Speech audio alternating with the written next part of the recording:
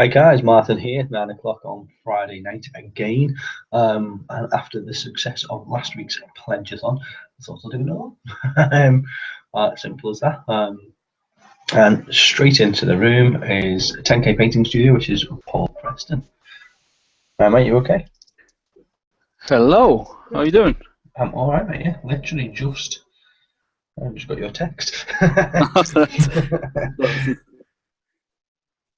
I don't need to reply to that then, do I? Seems I'm talking to you. Yeah. That's an interesting world we live in nowadays, isn't it? You can text me while you're video chatting me. Yeah, it's which one comes through first, isn't it? Yeah. But yeah, literally just gone live. So at 9 on the dot we went live on just said good evening to everybody. Hello, internet. Yeah, hello world. We've got no viewers, so nobody's actually watching us anyway. It's just you and me at the moment. But as you know from the past couple of weeks, that'll pick up hopefully. And what does happen is, although there might not be people watching us live, people watch this and catch up or watch it tomorrow or whatever. Yeah. So it's always a bit surreal at this point because you think, talking to nobody, but I've got to talk as if people are watching another day. Yeah. It's weird. But, pardon me, I've got my Star Wars coffee mug. So Your Star Wars coffee mug. I've got a Judge Dredd one at the moment. Now, Judge Dredd, weird you should mention that. What a way to start the show. Have you seen the Judge Dredd minis? Have I seen the Judge Dredd minis? Yeah. Yes, I have, and I quite like some of them, but not all of them. I know what you mean. Well, you'll be seeing more of them, mate. Are you stocking them? Yeah. Yes. Yeah, I've checked up on them, and they'll be getting put into stock straight away. Yes. So they're from. Are they from Warlord? I think, aren't they? I think it's Warlord. Yeah. Yeah, I think it's Warlord. I've not played it, but it's something I am interested in giving a go. Yeah, it's a very small amount for me to stock. It's not a big range of games. It's not like War Machine where there's 1,000. Chris, good evening. Chris, hello. We've got noise. Whose background noise is that? It's not me. No, that's you. Chris, can you hear us? Microphone muted? No, I'd be able to see it. Is it turned up? Is it turned on? Yeah, even more relevant. Well, while Chris is trying to figure that out, I'll carry on talking about Judge Dredd. And then when Chris joins in, I'll explain who Chris is, because otherwise he's not there. But I've specifically invited Chris in tonight. And I'm hoping that Mike Brent, Quiro Angelis, I'm hoping he joins in again this week. And then, I'll put an invite out to all sorts of people to join. There are specific people that want to show. Oh, Chris, we're getting noise.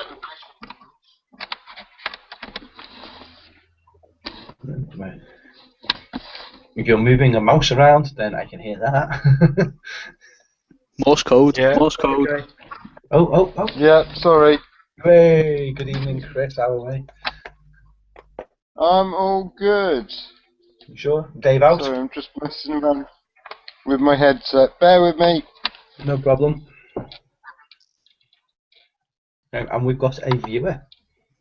So, hello, viewer. Yeah, hello. We've got 2 viewers. So, hello, live viewers. Please let yourselves be known to us. You can either type in the comments on YouTube, or if you press the Q&A button and just say hi, I know whoever you are, obviously. It's always just nice to know who's watching. Always nice to know. And if you want to join in the live chat, the link's in there somewhere or other. If you haven't got it, and you need a copy of it. Then again, put it in the questions and join in. We can have 10 of us on this chat. It gets difficult, but we can do it.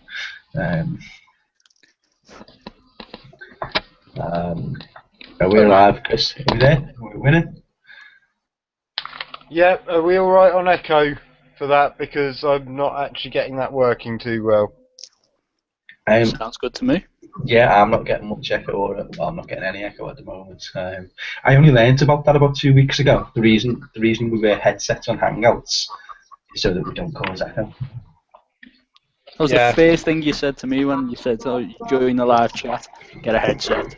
Yeah, only because if you don't have one, then when I talk, you can hear yourself. You can hear it very slightly out because Chris isn't using a headset. You can hear very slightly out of Chris's computer the sound of my voice coming out of it, so it just causes a little bit of echo, and it's not too bad though. Sometimes it's really nasty.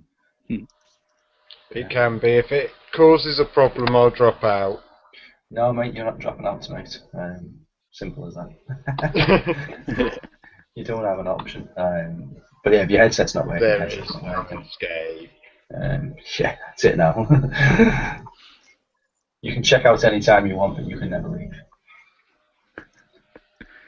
10 points for the first one to mention, or first one to name it.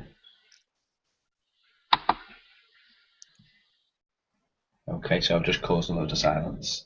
Yeah.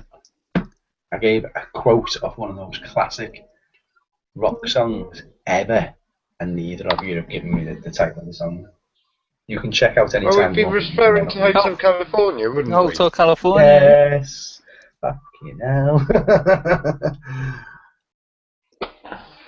Is it going to be one of them nights, guys? I was doing a movie podcast last night. We were doing movie shouts all night, so. Yeah, I haven't got my rock music head on today. Were you on one that was it the one the night before? About the gaming and stuff where you were putting shout outs for me? Yeah, it's briefly part of that, yeah.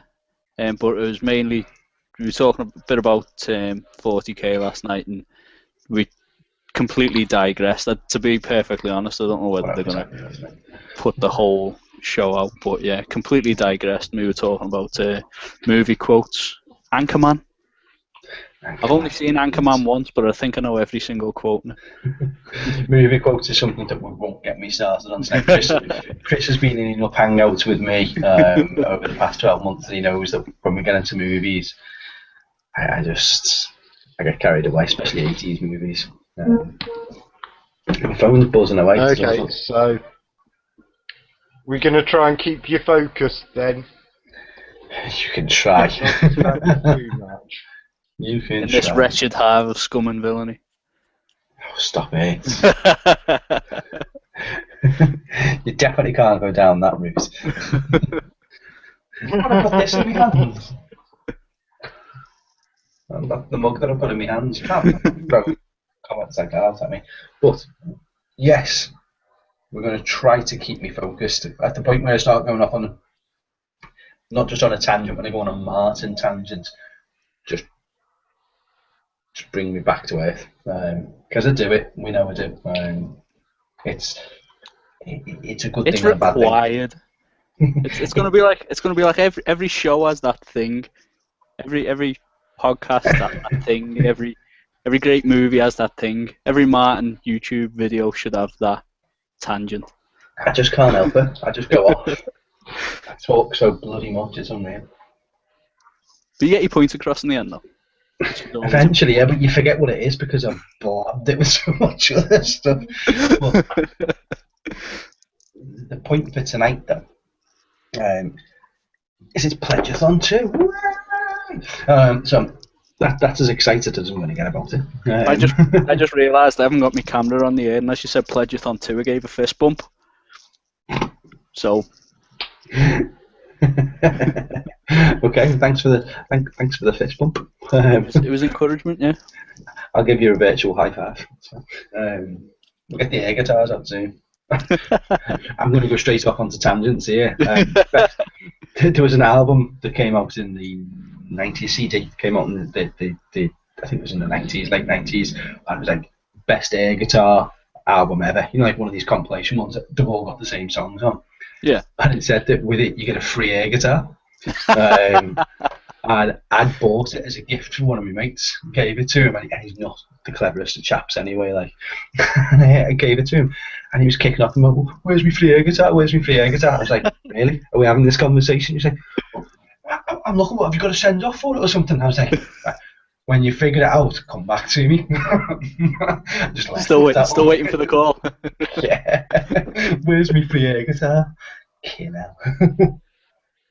Brilliant. That is awesome. But, well, Scousers. Anything for free.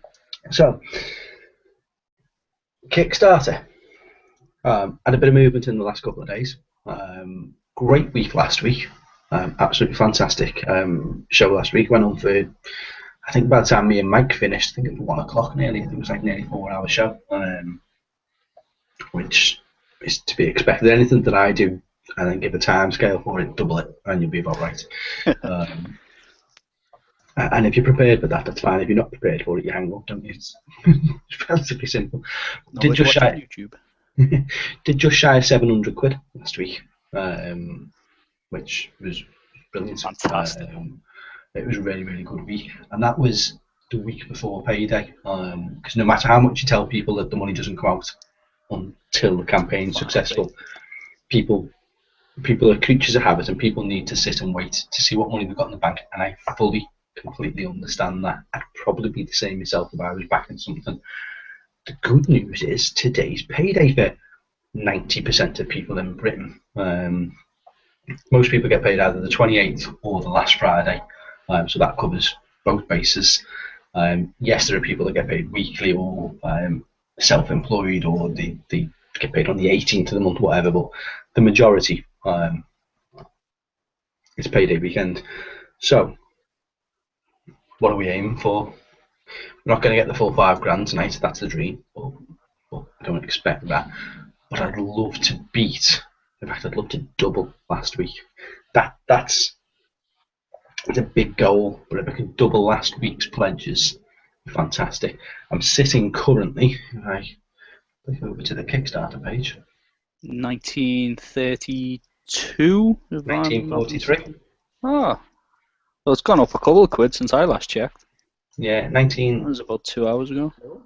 £1,943 I'm getting it at. Let me refresh it in case somebody's pulled out. No, 1,943. Awesome. Back in the ball. I don't think there's been any pledges in the last hour or two. I must have misread it then, or I must have had an old screen up on my iPhone. No, £10, but that was earlier on this afternoon. Came in. There was a £250 pledge came in from somebody yesterday. Brilliant. Which is great. I keep batting on about these £1 pledges, and I really do genuinely want the £1 pledges because they all add up, and I genuinely appreciate them. But when you see the nice big pledge coming like that, you just think, oh, that they're the ones that get the goal dealt with, and then all the little ones add up and make big ones as well. Well, the big pledges from a shopping point of view, especially the £100 plus pledges, just awesome. Oh, yeah, I keep working out what I want to buy and thinking, yeah, that's such a good deal. Well, that's it. If you spend the money on this hobby, then it just makes sense. Yeah. In case anybody who's watching is wondering, like, I'm not looking at the camera because I'm trying to bring up the Kick Track. Kick Track's another website. It's kick as in the word and then traq.com, and it tracks Kickstarter projects. It gives you all sorts of stats and all that. So it's telling me that at the moment I'm trending towards 75% of my goal. So if we carry on the way I've started, I'll end up hitting £3,765. So I'll only hit 75% of the goal. To achieve the goal, I need to do £204 worth of pledges per day. It's obviously a big shout, £204 a day. But if tonight we end up getting a certain amount of pledges come in, then it could take care of a certain chunk of it, and I'm at 38%. I'd love nothing more than to be at 50% tonight. That'd be fantastic. Which is another 500 and something pound tonight. If we could get it to 70%, then it means the final 2 weeks. It means the final 2 weeks that there's a little less stress involved in those final 2 weeks. But I can't just sit here and keep saying, "Oh, I want to get to this. I want to get to this." I've got to give people a reason to do it. So we need to talk about the store. I keep talking about it. Everybody knows I keep talking about it. Facebook knows I keep talking about it. Twitter knows I keep talking about it. I even set up a Reddit account, which I think I'll be deleting. That doesn't seem like a particularly fun social media site. That just seems like a place for people to just go and rant about things. So isn't that what spilt all these celebrity frappening and all that the other week? Pass. I don't know. It's a mess. It's awkward to use, and I don't see much benefit in it, if I'm completely honest. So I'm not using it. I put some stuff there. Go on, Chris, sorry. I think that is where we get celebrity nude photos from, so yeah. Don't get any ideas, Martin. I'm not quite celebrity yet. He's not that famous yet. Is that whereas I sung last week? If we hit a certain amount last week, I said I'd sing. Is it a case of if I hit a certain amount this week, then I've got to do celebrity nude photos? No, thank you. Let's leave that one. No. Yeah.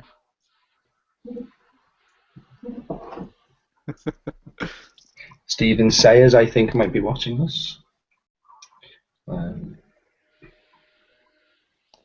He's just tweeted saying that he likes this video, so I'm guessing that he's either watching or has just pushed on. There's 4 viewers though, and none of you have told me who you are. Unless, can one of you check the YouTube channel and see if there's any comments on there and be a bit of a comment bitch for me, because John McLeod's not here, so someone else needs to do it.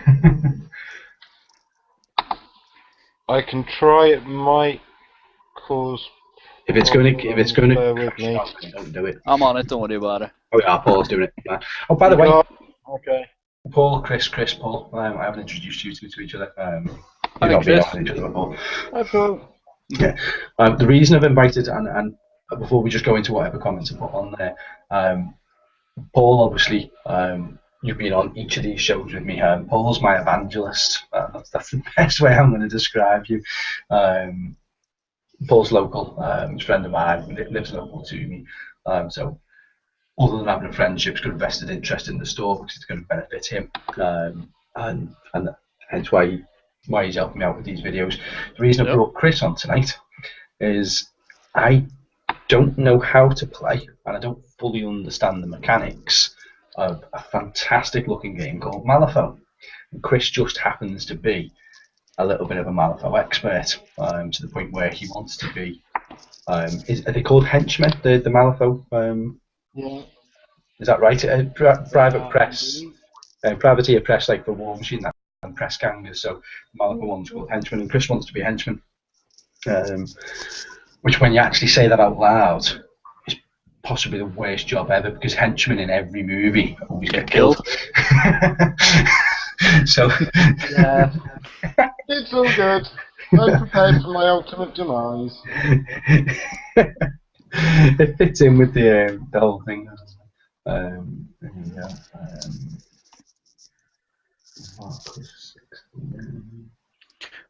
Right, we've got a couple of comments on YouTube from Dragonforge Studio saying, "I am my friend and Orc Painting Nerd. Please get behind this Kickstarter, guys. Help make possible another great place for us hobbyists to buy our plastic crack from." Smiley face. Good man.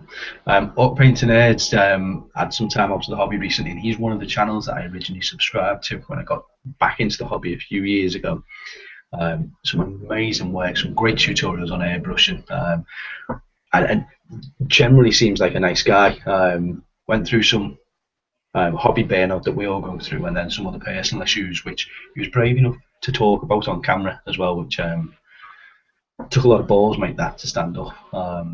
Massive channel, massive subscription base, and from from the second I've mentioned about doing this, he's been pushing it and sharing it everywhere. So just to take this, I know I've messaged you about it, but to take a live chance of telling you, thanks very much. Dragonforge Studio is Sir Stephen Sayers, and we're giving him the title of Sir because between him and Nick Beer, they've just done the sterling job of raising over £2,000 in charity money for the Ultramarines Help for Heroes Army. So again, fantastic work, guys. Look forward to next year's project and taking part in it, and whatever it may be, and onwards and upwards with it, mate. So, and again, thanks for coming in. We've lost Paul, and you'll get used to that. Chris, Paul just drops in and out all night because Okay. I think he lives in one of those weird internet areas where it's not all that great. Fair enough. I think, I don't know.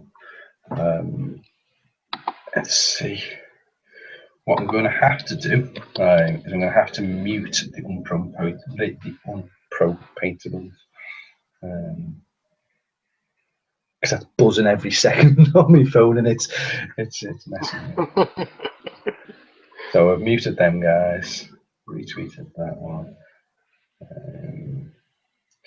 And Marcus69 has just sent a message, I believe, onto YouTube saying that he's pledging right now as we speak, which is very good. Brilliant stuff. So we've got 4 viewers. We're still early into the video, so hopefully people who are watching in future days will have still kept their attention span. Chris, sell Malifaux to me. I'm going to stock it one way or the other, but tell me about the game. Tell me why I'm going to play it, and why am I making the right choice in stocking it, and what do we need to stock? Okay, so Malifaux is basically a sort of Wild West gothic horror type setting. It's a Samish-based game, and it's not played with dice. It's played with what is effectively a set of playing cards. You can play it with a set of playing cards. Yeah. So it's a small base skirmish thing, and literally you're talking sort of 8 to 10 models is normal. Played by a 3x3 on a 3x3 board, Right. And it's really, really fun and quite quick and fast-paced and good. I've really enjoyed it. The models themselves are gorgeous. Are they resin or plastic? They're plastic now. Good. They've sort of switched everything over to plastic. They're a little bit fiddly to put together, but they are beautiful. Good. They're 28mm, but they're sort of more realistic scale than the Games Workshop ones, so everyone's a little bit skinnier and everything else. Yeah.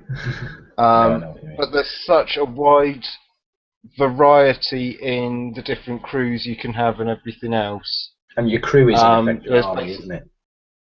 Yeah, a crew is basically the army. There's 7 different factions.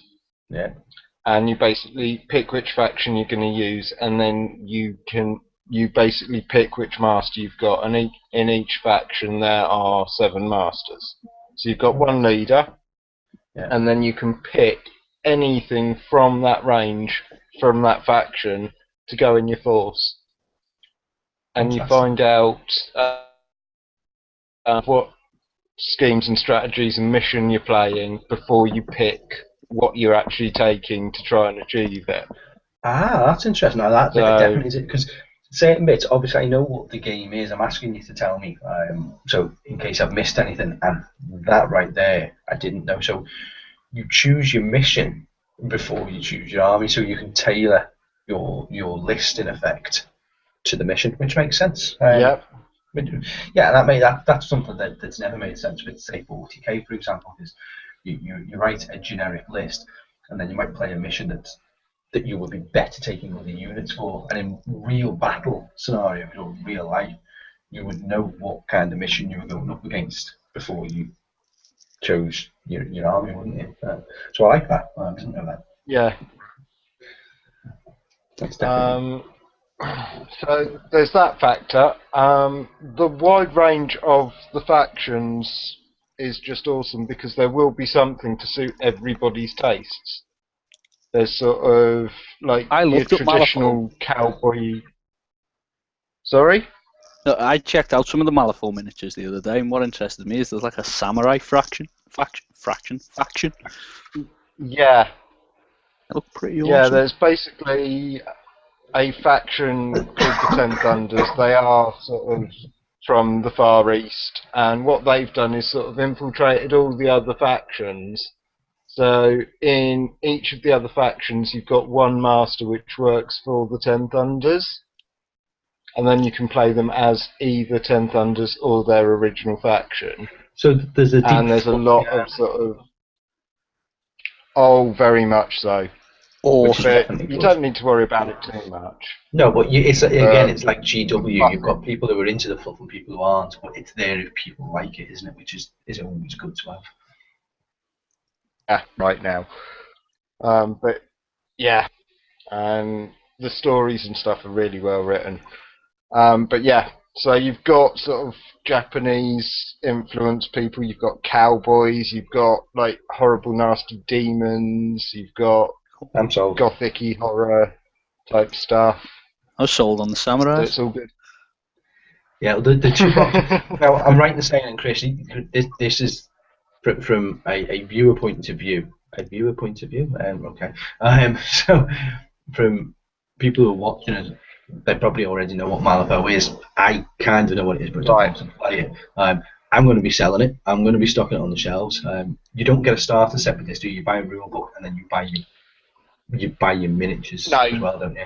No, you literally what they've done is bought lots of different crew boxes. For each master has a crew box, and Right, that's okay. basically everything you need to play for that particular crew. Right. And they price range between 25 and 40 quid. For a full crew. Reasonable value, and then you can add in extra stuff as you go along. And can you buy individual miniatures, or is it just boxes of crew that I'd be stocking? There are some individual miniatures and stuff. A lot of it, blisters. Sort of. It's more boxes than blisters now. Yeah, but individual boxes. Yeah. You've got individual boxes as well for all the different stuff, and any multiple things you would get outside the crew box as well in boxes. I don't know whether that's making sense. Yeah, it makes perfect sense. I'm thinking then, to start off from a stock point of view, and is there a rule book for it, or is it like a downloadable set of rules? Yeah, there are two different rule books. So you like what Games Workshop have done. You've got the big main rule book, and then you've got a small rule book as well, which just has the basic rules in it. Right, and the big one's got all the background stuff to it. The big one has all the fluff. It has all the stats of all different characters and sort of people you can have and things like that in it. The small rule book doesn't have that. How much is the big one? Roughly. Big one, I think. Don't quote me on this, but I think is about 30. And the small one is a tenner. That's all right then, isn't it? So you pretty much get everything you need to start playing for 50 quid, give or take. Yeah, give or take, you should be able to do that. They do because it's played with packs of cards. They do their own packs of cards as well. With I've seen them on Wargaming Girls Battle Report. She does a fantastic battle report actually from Malifaux. Yeah. And I saw those cards, and you've got black decks and red decks, have you? Or have I got that wrong? Yeah. And they've done a few variations on them and stuff like that. Yeah. They're really nice, and they do help you play the game purely from not having to try and remember what everything is, but you can play it with a normal deck of cards. Right, got it. As well.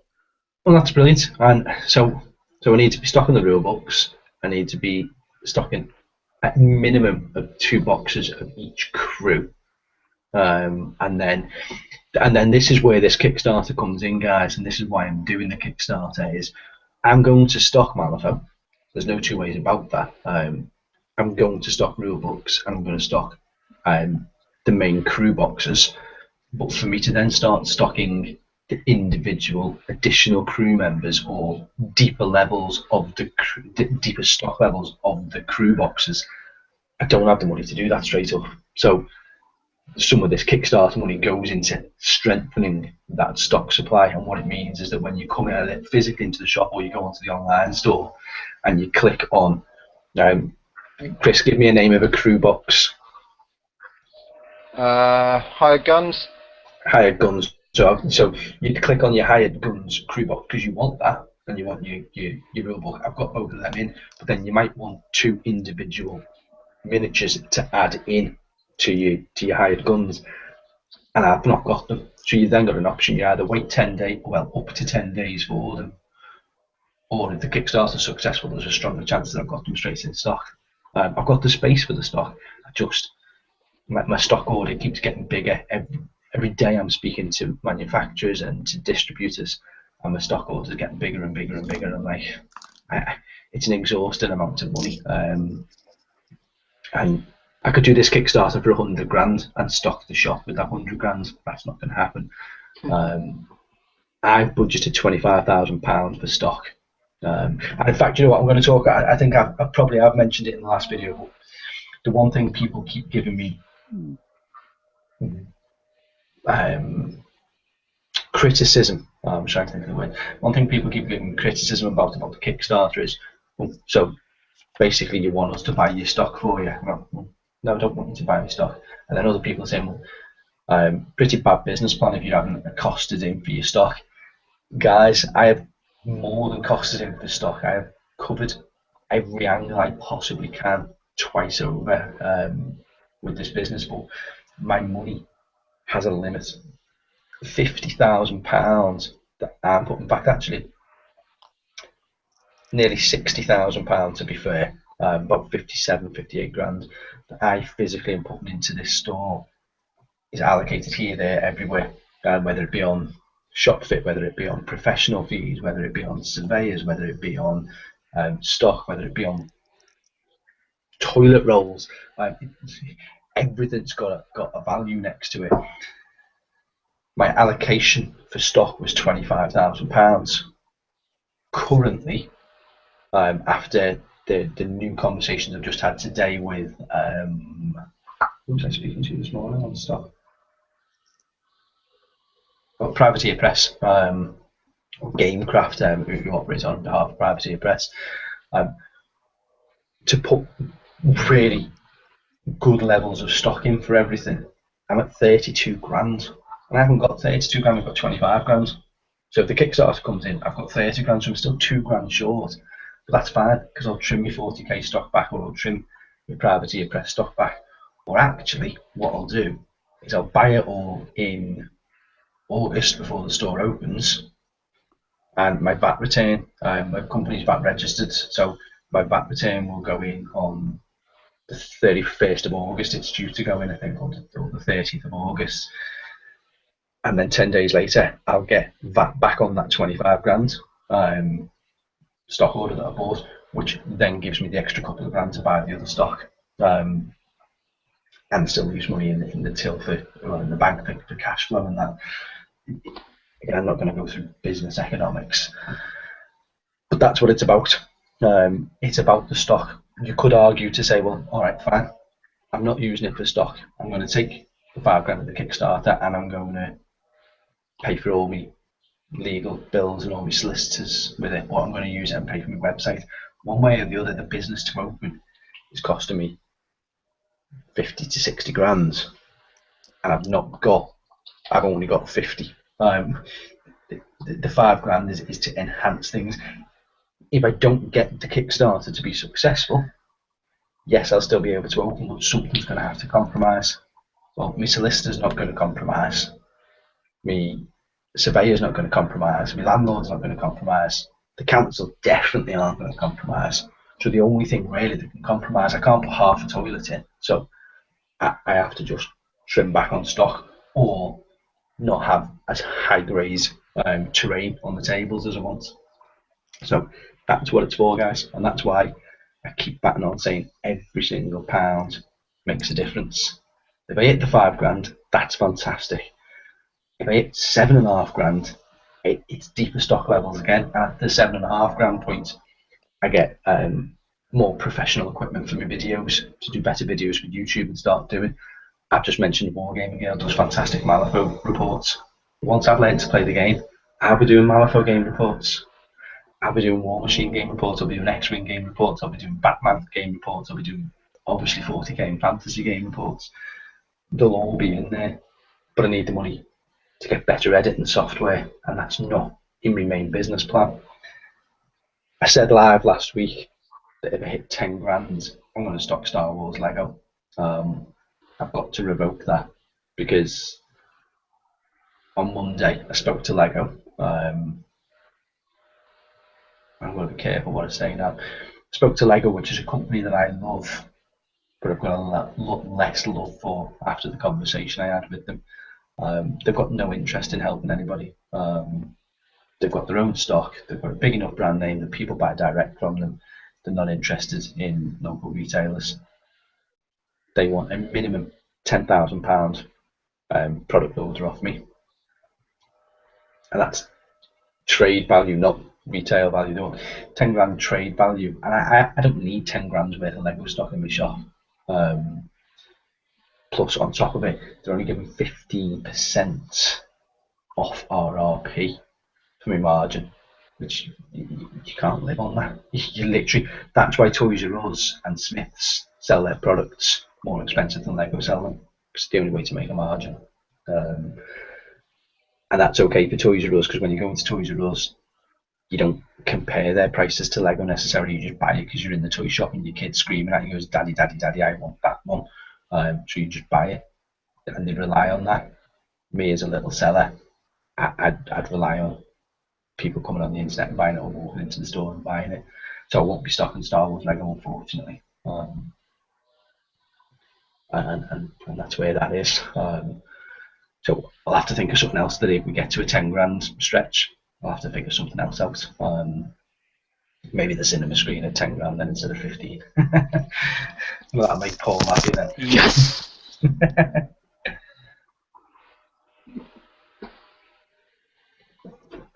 Yeah, that would be great. Though it is a bit of a shame about the Lego actually. There, that is quite disappointing. Though.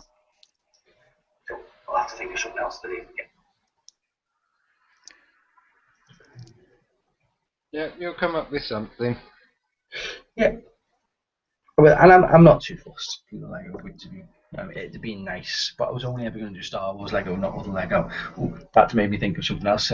But we've had our first live pledge, and it's a £10 pledge from Marcus Kus 69.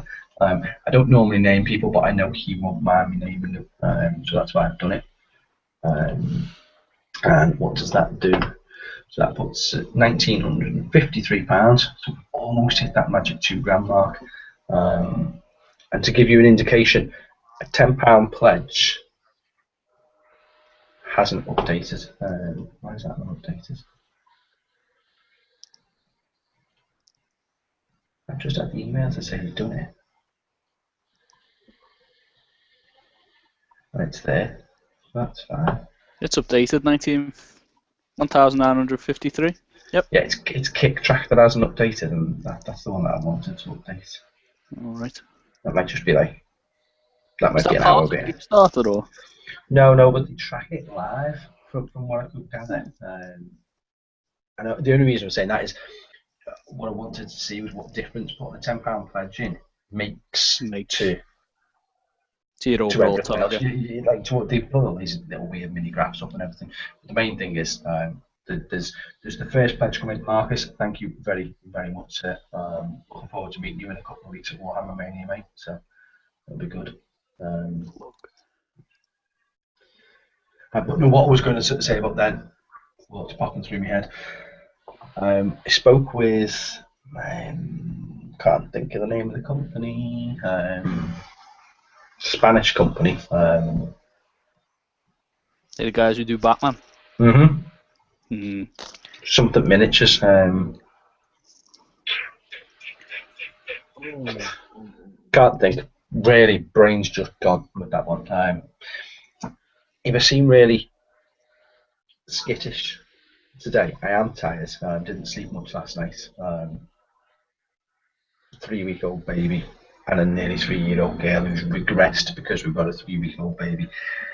And today I've been doing this. Let's tip that down.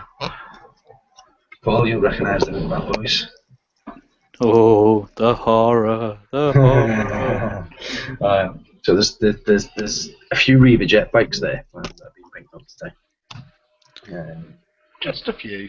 And I've finished the paint on them now, so they are all painted. Kill Bill Reaver jet bikes. Kill Bill, yes. So that's, if I get time, I'm going to do the bases, but if not, I'll leave the bases as clear stands. But they're going to look awesome in the shop. Did you sort out that odd magnet? Yes, they're all magnetised the correct way round now. I didn't lose another magnet, but another one came off the stand last night, so it's just a case of keeping super glue. That's what I use, is Rocket Max, and I was plug. Well, yeah, it is a plug. I'm going to be selling this stuff because I've used a few different super glues, and this is my favourite one, and I found out about it via Mike Brent, Crew Angelicis, but I also use Rocket Blaster, obviously same manufacturer, and it's an accelerator. Accelerator, yeah. And all you do is you put your super glue on, hold the two pieces together, or spray the accelerator on the other side, match them up, spray it, and it sets instantly. Like there's no room for error with it. Once it's on, it's on, and that accelerator just it's magic stuff. Instead of sitting there like that for 30 seconds or whatever. Yeah, I'll have to try that stuff. I've only ever used an accelerator once, and it caused like a mist on the miniature I was using it on. Unless it was a bad one that you were using. I'm assuming it was. To be honest, I only used it as a test on some spare parts. Yeah, you spray it, and you get a whole spray patch. Yeah. But then it dries, it like air dries, or you blow on it and it just air dries and it disappears. Yeah, I suppose it might stain things actually. Possibly. Yeah, this left like a little bit of a mist on the model, but I'll give that a try. Actually. But the Rocket one, because I did try another one and I didn't like it. It didn't accelerate quick enough for me, I suppose. Whereas that one's just instant. But again. It was Mike who put me onto that, so I think Mike's watching there from what I've just seen on the Google Plus page. So, cheers, Mike. And there was a reason I said about putting the magnets on, and that's what it was. Yeah. that tangent thing. What I wanted to talk about, but I was so tired because I've been painting bikes, which is why I showed you. I'm trying to think how I got down that tangent. Talking to these guys at this. Why can't I remember what they're called? I need to know. It's going to bug me otherwise. Doesn't make for good TV, this guys, does it? I'm sorry. Night models. It wasn't even hard to remember, really, was it? Night. Dark Knight, yeah. Night models, and they do the Batman game. I've been talking to them today. I got a phone call from Madrid. And I'm chatting with them, and I'm going to stock Batman definitely, but there is the option to stock. They do Marvel miniatures as well, and they do collectors minis. So rather than miniatures for games, they do like some of the bigger models that you build and paint up, and they're just models. And I think they retail at about 50 quid a model or something like that, but it's all the Marvel and DC characters that you know and love. I don't know whether to put them in the store or not. It's part of the hobby, isn't it? Well, and it's model making. Yeah. And with the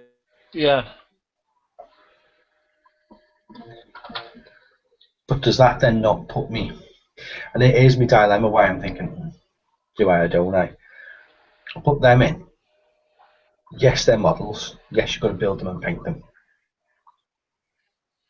they're also collector's things. They're always memorabilia. They're not memorabilia, but they fall into that sort of collector's thing. So does that then mean that I should start putting the Pokemon toys in, and I should start putting other collectibles to go with, and all of a sudden I become more like I become more like a comic book shop but without the comics. You know the way comic book shops sell the comics and then they sell the figurines and all the memorabilia and all the other stuff that goes with them all. And I don't know whether I want to go down that route. I don't know whether that's... From my point of view, Martin, I'm hugely into Marvel Comics and stuff like that. If you were stocking those miniatures and I was coming in regularly, I would eventually give in when I had some spare cash and buy them. It's so close to ready that you're not really going down the memorabilia route, you're just going all pretty model to paint. Yeah, would be my take on it. Yeah, you would. What I'm getting at is you walk in and think, oh, what shop is this? Yeah. That's You good. wouldn't be changing your image by stocking them, and I will, when I see them and have spare cash, go in and get some. I know I will at some point. Yeah, they're 50 quid a model now. About 45, yeah. 50 quid a model, but they're gorgeous. They really are nice. They are, but then they also do the little ones, don't they? Yeah, which I think are about 15, 20 quid, aren't they? Yeah. What I'd say is possibly get some of them in, see how they go, and then possibly experiment later on with the bigger stuff. Yeah. Well, and again, yes, and I think as with last week, anybody that was watching last week, you get to know with me. I just make decisions just like that. It's dangerous when I'm tired. Yes, I want to stop them. Fact.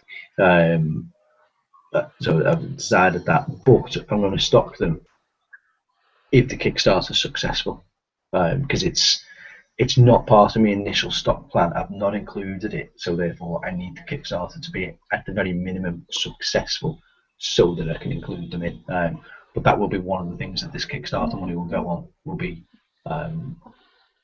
extra miniature ranges from Night Miniatures. They used to make Star Wars minis, but they don't do them anymore. Bandai have got that, and if I'm going to stock the Marvel ones, I'm going to stock the Bandai ones for Star Wars as well, obviously. So decision made.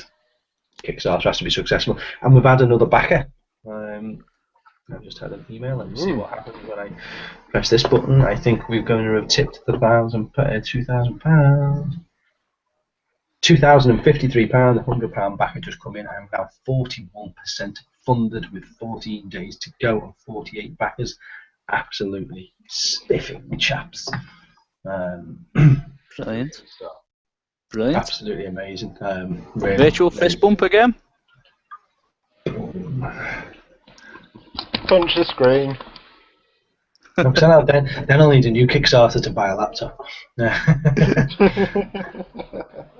Well, that's fantastic. So, and the difference that makes to me, looking at that screen 5 minutes ago, was £1,953, which is a big amount of money, and I'm appreciative of it. But the difference of seeing it begin with a 2 rather than a 1 is massive.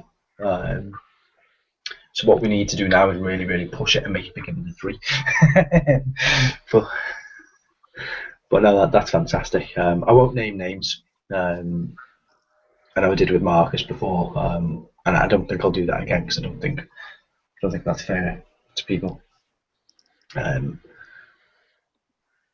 Just in case the wives are watching. Well, there is a bit of that, I suppose.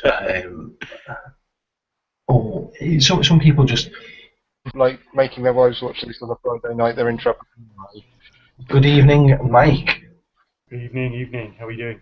I'm all right, and yourself? Yes, well, thank you. You've been watching? Yeah, Yeah, I logged on ages ago, but I've just been sorting the daughter out. So yeah, back properly now. So. I gave a little thank you to you for Rocket Superglue. Oh, that's good, isn't it? Yeah, I like the old Rocket. well, you had the 4 of them. You did the review when you were doing your Titan builds, and you showed the 4 different ones. And I thought, I'll go on. If it can stick a reader together, then it can definitely stick a bloody farseer together, or whatever Absolutely, it might be. yeah. And to be fair, mate, I've never looked back from it. I don't buy any other Super Glue now. Yeah, I'm the same. I like the odorless one. It's good. It's the non-blooming one, isn't it? It doesn't mist up. Yeah, it takes a long time to dry, that one, though, I think. To be fair, but, yeah. Well, the Max is my favourite one. That Rocket Max just sticks everything to everything. Which is good. As long as you want things sticking to things. Right, so Ready for Battle has commented on YouTube. This is my opinion. You should only buy game miniatures and keep it clean. If the store is working out fine, you can get other stuff.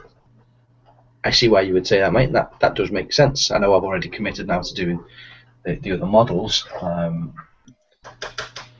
he has got a valid point. It's a war game store. It's not a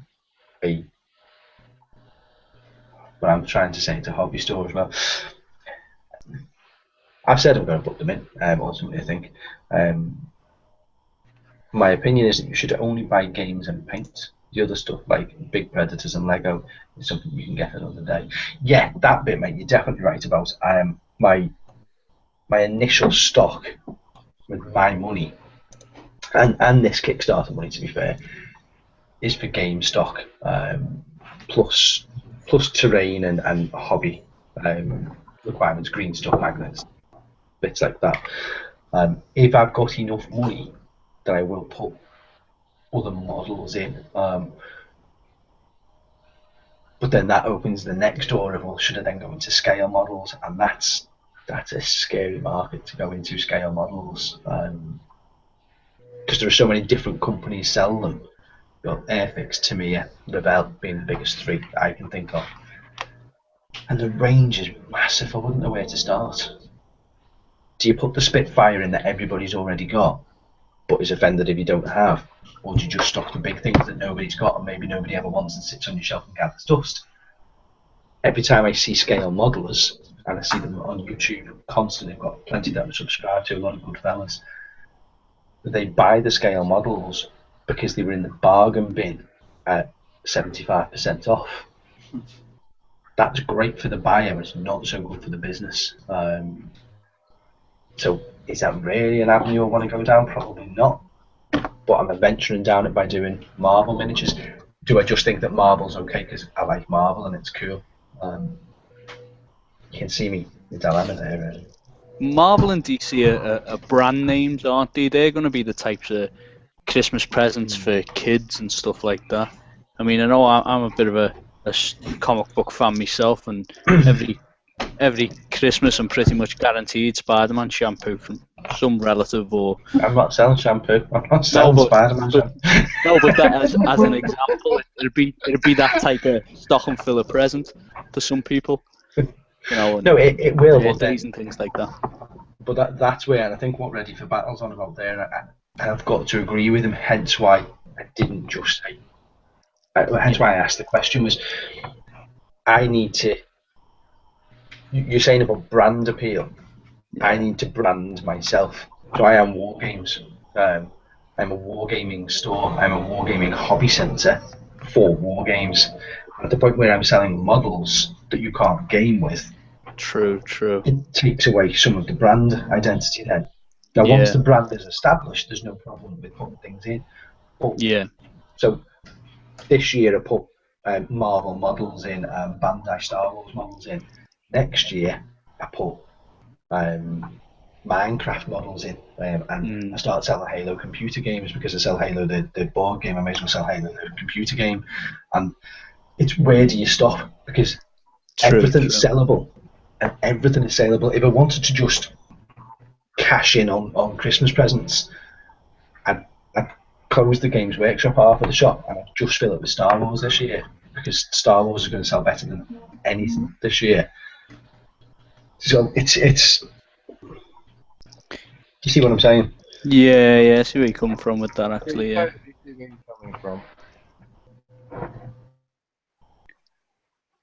Yeah.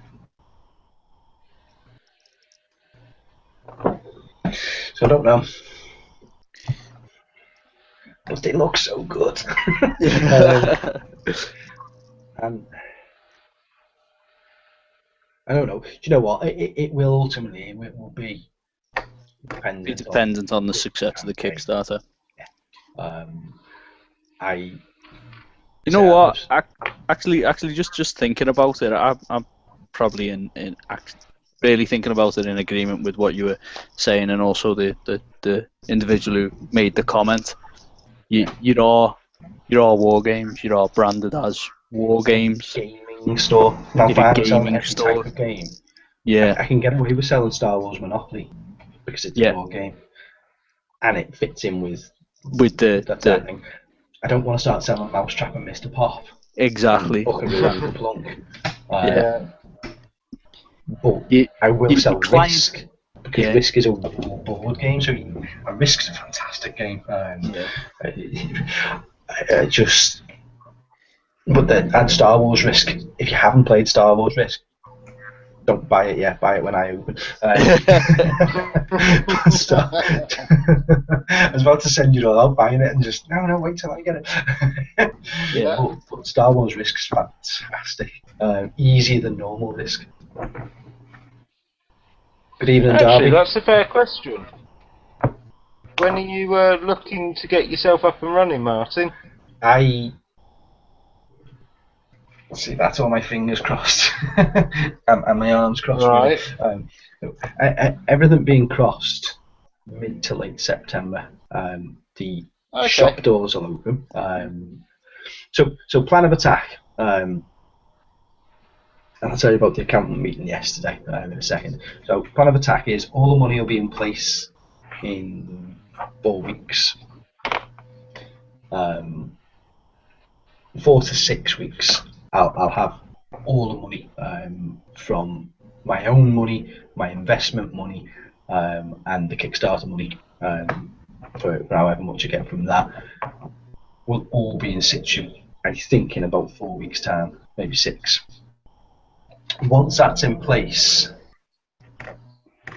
I can sign the lease. The lease is there, it's agreed in principle. I've got keys to the building, so I can go in every day if I want. But I don't want to start doing anything to it, because if something falls somewhere else, I've wasted money, sort of thing. So until I've signed the lease, I'm not going to start doing any of the work. I think it will take me about 8 weeks to do the shop fit, and that's giving myself a good chunk of time, which would take me to late August, early September, and then teething problems and stuff, getting things ready. That's where I'm getting mid-September.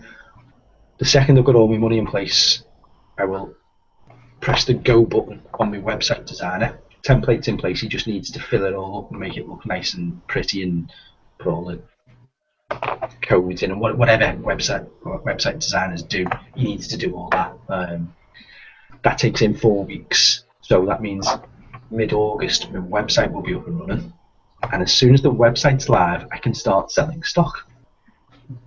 So I'll order the stock because I'll have a big huge building, plenty of floors that I'm not refurbing, so all the stock can go on one of those floors whilst I'm refurbing, like fitting out the downstairs, and at least then I'm starting to turn a profit because I'm selling stock on the internet. The physical shop will open mid-September with a grand opening a month later, which is something I think we decided on last week, didn't we? Grand opening about a month after I've actually opened. I think that's the plan. The expression of best laid plans, that could easily shift one way or the other. If it can open sooner, I will open sooner.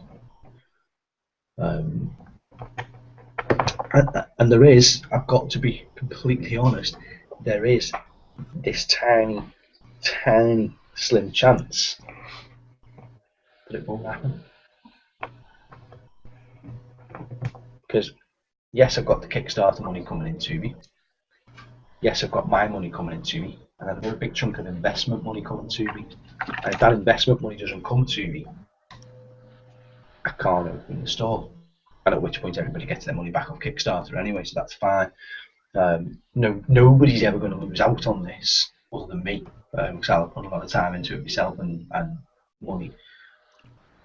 But there is always, as with anything in life, there's always that small chance that something won't happen. I can't see why it won't, but you just never ever know in this world, do you? I think even if that bit went wrong, I'd then find a way around it, because that's what I do. Mike Sandon, the victory. I am as well. I'm lining the bullocks, if you believe that. This could be like one of those things that you get on radio stations. What's that noise? Yeah. Lining the bullocks tonight, that's what I'm doing. I'm shocked a little bit, it's a word. Only because I know it's you that I knew what you were doing. Yeah. Ridiculous, isn't it? It's not ridiculous, it's fantastic. I won't. I'm not going to lie to you. But I'm not getting into ships. No, it's not happening. No. Take too long. It's it's a long time frame on this. Yeah, but Millennium Falcon's taken long enough. I think that's going to take longer than I originally anticipated. I thought it was just going to be 2 years, isn't it? Yeah, but even still, I thought it was just going to be a get it and just build it. But I think it's a bit more basic looking than I thought it was going to be. Lots of modifications are likely, aren't they, to be honest? They are, and the paintwork on it, although on the pictures that it shows it looks well battle damaged and everything, in real life when you put it together you think it's more battle damaged than the old Kenner toy was in the 80s. Kenner. But ultimately it's not much more battle damaged than the Kenner toys. It's just paint instead of stickers, so it needs a repaint. Yeah, totally. Yeah. You don't have to. It would look okay without, but we're in the hobby, and to somebody who's just bought it because they're a Star Wars fan, it will be fine. But to somebody who builds and paints models for a living, it's never going to be good enough. So I think that's the difference, isn't it? Oh. And it's just going to look great on the wall of the shop, hanging over the X-Wing table. Look fantastic, yeah, absolutely fantastic. Although when are you going to find time to build it? That's the trouble. It's what? When are you going to find time to build it? That's the trouble. In the store, Yeah. It will happen. At the moment, there's one of those big plastic storage boxes that go under the bed. Oh yeah. With all the issues. And the actual the binders just to the left. Hence why I'm looking over there. You guys can't see there, but I can. Over there is the hand solo and the binder. But a box upstairs has got all the parts in it, and I haven't even took them out the bags. The first 3 or 4 I did, and I started assembling the cockpit and was like, right, stop. Put it all in a box. And the bits that I've opened are in a little Tupperware box, which is then in the big storage box. Sure. And when I get the store open, I can move it to there and I can start building it. A part work then at the moment, it's too big. And if I start making the framework, it's where do I store this framework? Yeah. Without my wife absolutely going ballistic. I don't want to remind her that I'm collecting it because while she's not thinking about it, she's not worrying about it. Absolutely, yes. By the time she's realised again, it paid for itself, won't it? No, the direct debits will just get transferred to War Games. I was just about to say, won't that, like, once the store opens, that then be a tax write-off? Yeah, definitely. 100%. But yeah, it will. Yeah. And but to come back on track, because I'm doing it again. I'm going off. I forgot where it was. The stock. I don't know. Chris asked about opening. I was answered about opening, haven't I? So yeah, mid to end September. God willing, will be the plan. Now, since last Friday when we had this chat, I've been a busy lad. I know I said last week that it's just constant what's going on here with it. That got ramped up about 5 gears this week. It's like literally so much going on that if I don't write it down, I'll never remember what I've done. And I'm not one for writing things down. Normally, if I write things down, it means I forget them because I know I've written it somewhere, I don't have to remember it. But I'm having to write everything down and like make sure that emails are stored, but then the attachments for the emails, I have to rename them straight away so they make sense to me, so that they're in the right folder. And the organisation in it's massive because I've been speaking to distributors and manufacturers. I've got all sorts of fantastic packages arriving at the house as well, much to my wife's pleasure. Ward have sent me a bolt action package, so I've got the rule book, little mini rule book rather than the big A4 one. I've got the little A5 rule book, Germans and US starter sets, which includes a tank. I got excited at that point. I was like, wow, I've got a tank. And then they also sent me some Napoleons and some Romans and another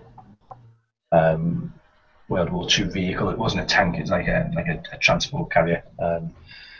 Just free of charge. They've sent me it so that I can get it painted up and I can put my demo table.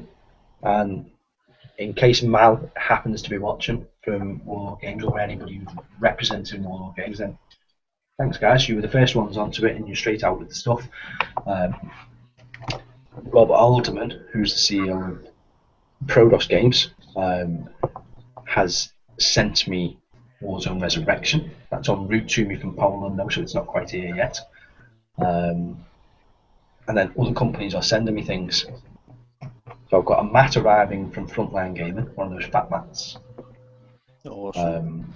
I'm waiting for Game Mat EU to get back in touch with me because I need to. What I want to do is I want to see the two mats next to each other because I'm not going to stock both of them.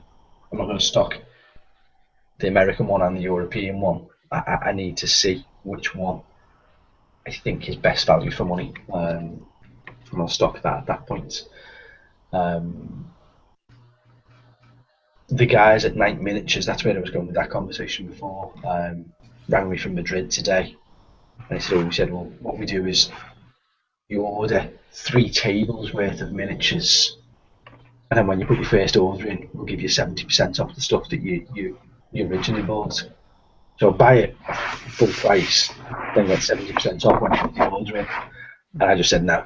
I said that's not going to work for me. I said for a kick-off, I said I'm not putting 3 tables worth of Batman miniatures out. I said that makes no sense. I said I'm huge. I said I'm not opening a tiny hobby shop. I said I'm opening a big shop. And ultimately, I don't want to spend any money on my demo sets. I'm spending enough money on stock elsewhere. I don't want to be spending money on demo sets. If I like your models and I get some that I can paint up and make a table with, I will take the entire range off you at the minimum 1 of each of the entire range, probably 2 of each. And his attitude changed at that point. And I say attitude, not that he had a bad attitude, but his demeanour. Yeah, I'm not giving you anything for free. So the sort of thing changed. And he said, well, I need to go and speak to my boss. And they've now come back to him and said, well, this sounds massive. Can we see some pictures of it? And I get what they're doing. They need to. They're a small company that are getting very big because of Batman. And so they want to check that I'm not just anybody ringing up saying, oh, I'm going to open a shop. Do you want to send me some free stuff? Because let's be honest, you can all do it. To be perfectly honest, I'm quite surprised DC Comics went with such a small company, done the licensing to them for a tabletop game. I'm actually quite surprised Game Workshop didn't jump on something like that with the fact Lord of the Rings is folding, because although Lord of the Rings was successful when it first came out, and as a skirmish game it was a pretty good game. I've played it a few times. It's died off quite a lot with the hobby. I'm quite surprised they didn't go down that avenue, considering I don't understand that it's not their IP and things like that, but they're going to need a third game unless they're going down the Horus Heresy route. Yeah, but they don't need a third game. Well, no, true, but they've got 1.5 games at the moment. They've got 40k and then half a game in fantasy, haven't they? Which might change, might not change. But speaking to the people who are involved at head office at Games Workshop, they can't wait to be released from New Line Cinema because it's killing them. It made them a fortune with Lord of the Rings, and then when the tap sort of turned off on that, it nearly ruined the company. They had to get rid of so many staff. They were closing stores down. They just couldn't cope because nobody was buying Lord of the Rings anymore. Hobbit they were forced into. They had to do with that Smaug model, £400 or 300 quid, whatever it is for Smaug. 3 different casts they made for that, and New Line kept saying no, it needs to be bigger. Needs to be bigger, yeah. And that's why Bilbo's on the base, so that you can see the true scale of it. So you can see, all right, it's a scale replica of Smaug. They didn't want to make it, and that's why they only made it as a limited edition run. And it's a fantastic model, don't get me wrong. But it is. I really want one, just to paint it. I can get you one of them. Can you? Yeah. Oh, very good. Is that when War Games opens, or is that now? No, when War Games opens, you can buy it through the till. There'll be no discount. You won't be able to use your pledge voucher on it or anything. But you can buy one. Will I ever get it? Yeah. Eventually. No, I'll make sure that you get one. Where there is a will, there's a way. That sounded really dodgy. Come to War Games, you can get anything. be like going to the local ice cream. I don't know what ice cream men are like in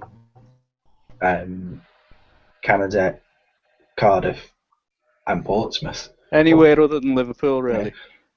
I can go to my ice cream man and not just get ice cream, and I'm not talking I can get like cans of pop as well. I can get illegal things from my ice cream man if I ask him. I don't want them, but I know I can get them. I also sell ciggies and alcohol as well. So you can go and get a 99er with a flake, 20 Lambert and Butler, and a 4-pack of Stella. From your ice cream, what's that about? For less than a tenner. Well, for less than £10. It's absolutely Liverpool crazy. ice cream man. They're just never seen an unhappy ice cream man in Liverpool, to be honest with you.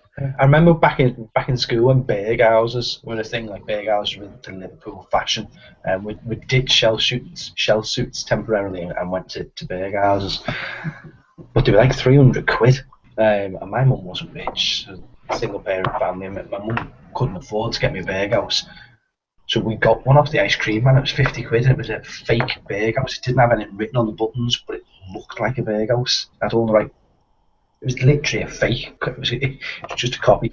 Jarg was the word that Jarg means fake. It's a Scouse word. And I had a Jarg Berghaus. A blue one with purple shoulders, and I thought I was brilliant because all the other kids had fake ones as well because none of us could afford real ones. Rocking around school, nuts. What did we need Berghouses for? We were school kids. We weren't going trekking. We were smoking at the back of the sports hall.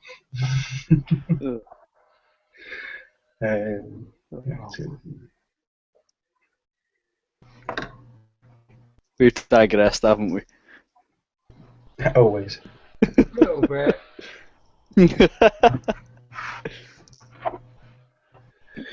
Ready for battle there. She's laughing at himself. He must be pressing the wrong button or something. He thinks he's deleting his comments, but mate, you're not, because they're all there. And now saying war game stores are a thing, whereas computer game stores or video game stores obviously aren't a thing anymore. They're dead still standing, and I couldn't agree more. Somebody asked me, "Oh, are you going to be doing video games?" I was like, "No." Are you sure you're going to do video games? No, because the only way you can sell video games is if you sell second-hand video games. Yep. You will always have more games in stock than you're going to sell, because people get rid of them and sell them to you for a reason. The only video games that any store can survive on in England FIFA and Call of Duty on their release days. And take that from someone who used to work for GameStation and marketing.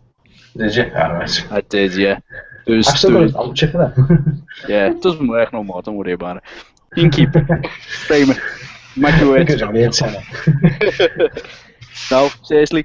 There was like at least 18 GameStation stores that only met their yearly targets because of sales of Call of Duty and FIFA football. I can imagine that. Yeah, and that was only on the weekend they opened. They'd order enough offers, and then that was it. That done them for the year. Then they weren't bothered what they sold for the rest. Yeah. And that's why I don't want to be in that market. I like video games. Don't get me wrong. I'm so looking forward to Star Wars Battlefront 3. To the point where I'm going to buy a PlayStation 4 so I can play Star Wars. Yeah. It might be on the big 15-foot screen in the store, but how cool is that going to be? That's got to happen. Right, stretch goal.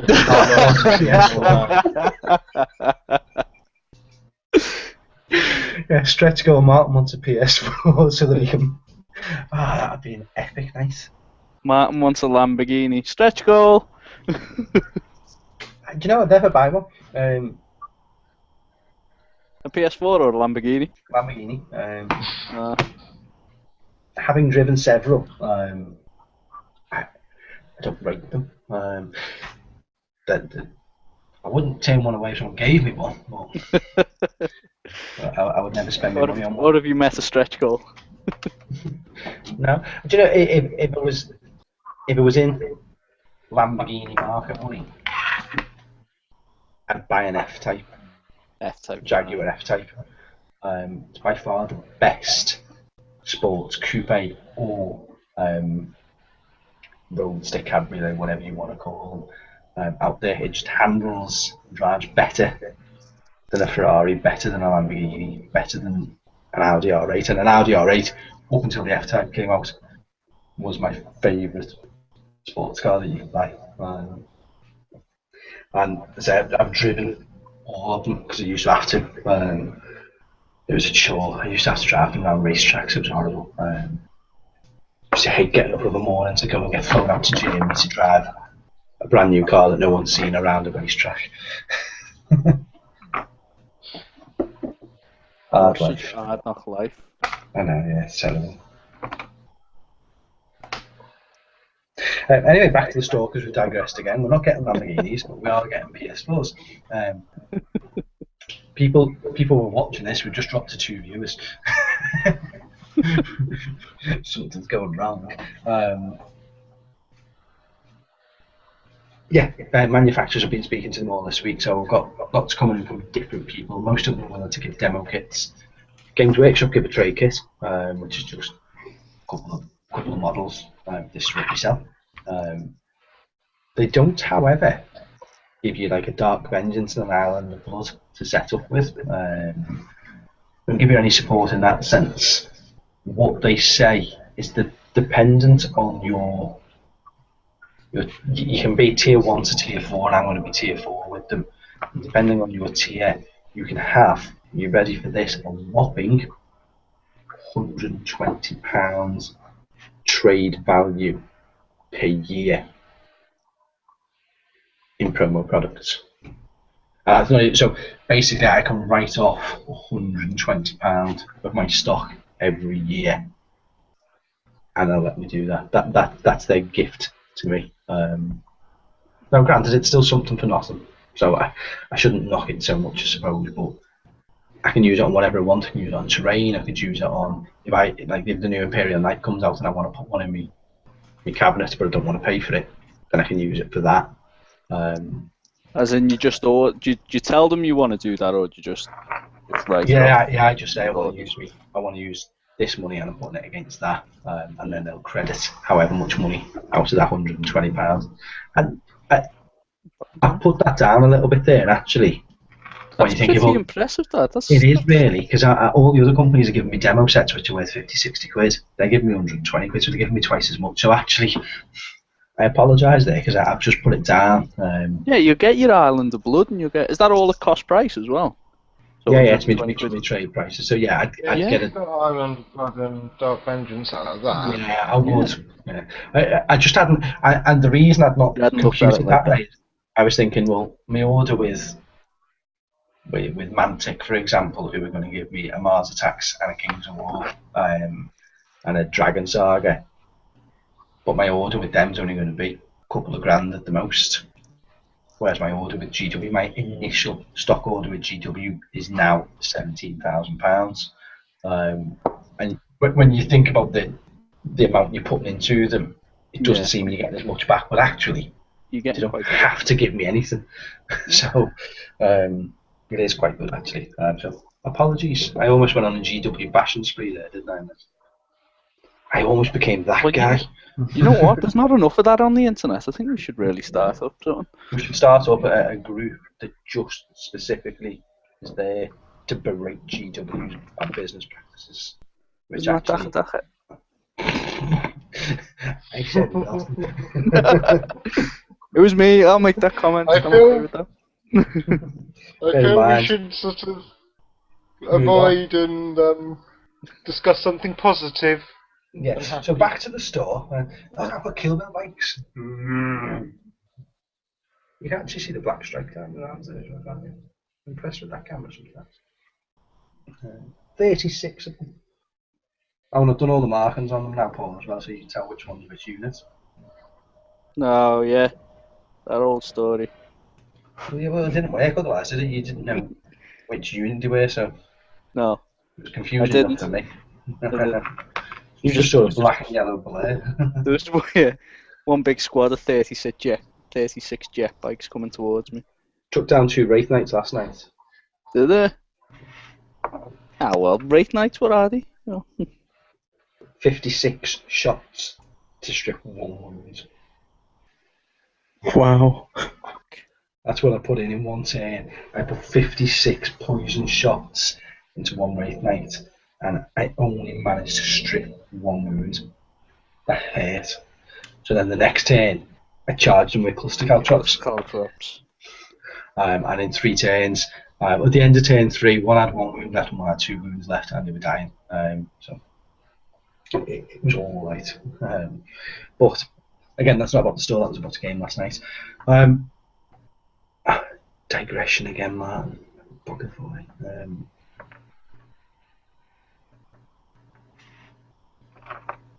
See, there's a reason people aren't pledging it. It's because I'm not asking them to pledge, because I'm not talking about the store. I'm talking about Lamborghinis and jet bikes. Well, that and that we've only got 3 people watching who are probably already pledged, which is another reason. So, if you're joining us. Yeah, and you know what? Last week I didn't know what to expect, but then it went really well. We got up to double figures in the viewers there and then, and we got some good bids come in, some good pledges, come in, and it was all exciting, and it was a good chat as well. And I thought, you know what, I'll do it again this week because it's payday, and let's see. You know what? That's actually a point that it's payday. Yeah. People will be It is. out. Yeah. Well, yeah, People they will might be not out be on the People air. have all gone out. possibly. Maybe But last I feel like I Friday can was watch this later. Yeah. But we only had maximum, I think the highest we got to was like 12, 13 viewers last week, so it wasn't that we had loads of. Darby's just saying he's off. Darby, thanks for coming in tonight, and again, thanks so much for all the support that you're giving. I keep seeing everywhere on Google Plus, Darby Conway's shared this and his comment, mate, absolutely No problem. fantastic. Have fun. And good luck. Cheers, mate. I'll see you soon. Take care. All right. Such a good fella. Now. He was on last week, wasn't he? Yeah. No, not last week. He was on the one that we'd done on the Monday night or whatever it was, the very first one. Which was talking about getting it started. But, Actually, Martin, I've got a question. go for it. That's what I need is questions. I am struggling to find something to talk about. What's that all about? Yeah. It's more about Kickstarter than anything else, and people may know it, but I've never actually sort of been involved in Kickstarter that much. So you keep saying the money won't come out until you reach the goal and stuff like that. Yes. So we'd need the money in the bank on that day for it to work, yeah? No, not specifically. So what happens?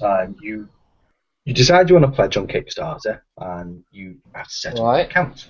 So it's an email address, and a debit card or credit card. Don't take PayPal, just debit and credit card.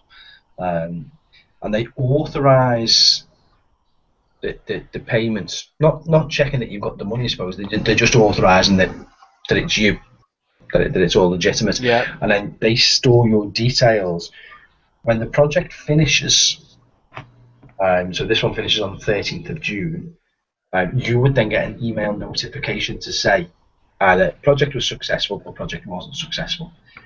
If it's project successful, it will then say the money will be debited from your card on such and such a date, and it tells you what date they're going to take the money.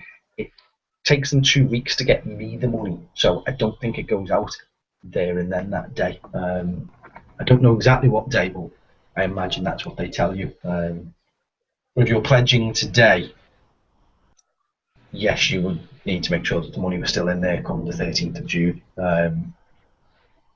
And if you can't take the money off you, they'll then email you and say, well, we've had failed payment or whatever, and I don't know. I don't think they chase you so much. I think they give you a couple of chances to pay, and then if you don't pay, then I just don't get it. So if you pledge £1,000 now, Chris, and then don't pay it, that's fine. I just won't get it. But it would make you happy in the short term. Yeah. It's that falsifying it, isn't it?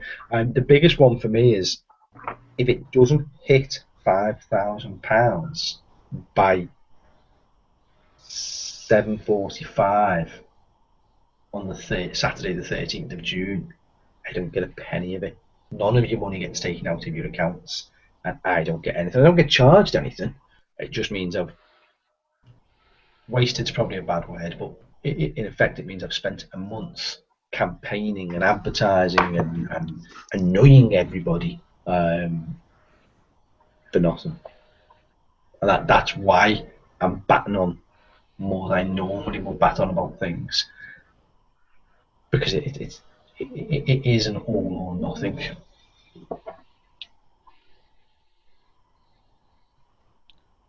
So with that money, like, you know what you were saying there, that you don't get if there isn't money in, say, the account and the payment's taken, and you get chased up for it, do you still get whatever was collected? I believe so. So let's say, for example, Paul, let's say you'd gone with, I don't know, a £500 pledge, and then come payday, come conclusion day, I've hit £5,100. So I get the money, but they don't manage to collect off you. As far as I'm aware, they still give me the other money, but they notify me that one of my pledges hasn't fulfilled. But I get everything else because the campaign was successful, but one of the debtors wasn't successful. Right, okay.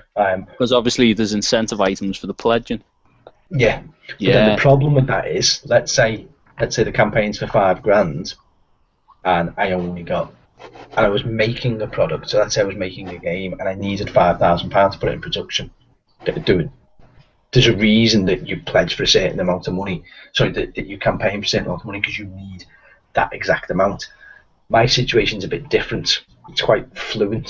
What I need, I could have done it for £3,000. I could have done it for £30,000. It's not an exact amount I need. But this is what that amount. If somebody's making a game, yeah. Well, yeah. For me, it's but for somebody who's making a game, if £5,000 what they need to put it into production, and then 2 or 3 debtors don't pay up, and he only gets £4,000, then he can't fulfil his project. So maybe they don't give it. I don't know. Maybe they don't.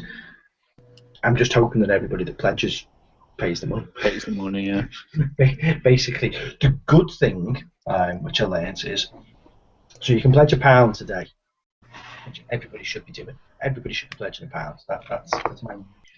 to make everybody do that, because even Everyone should be pledging £10 because then that entered into a raffle.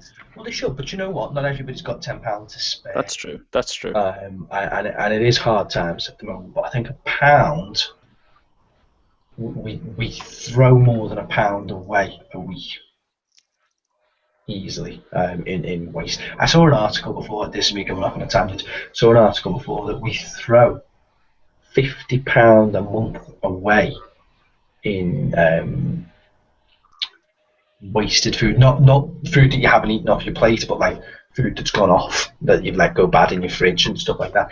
So £50 a month away in food because it goes bad, like fruit and like fresh ham or fruit and stuff like that. How nuts is that? £50 a month that you just chuck in the bin. Not at my house.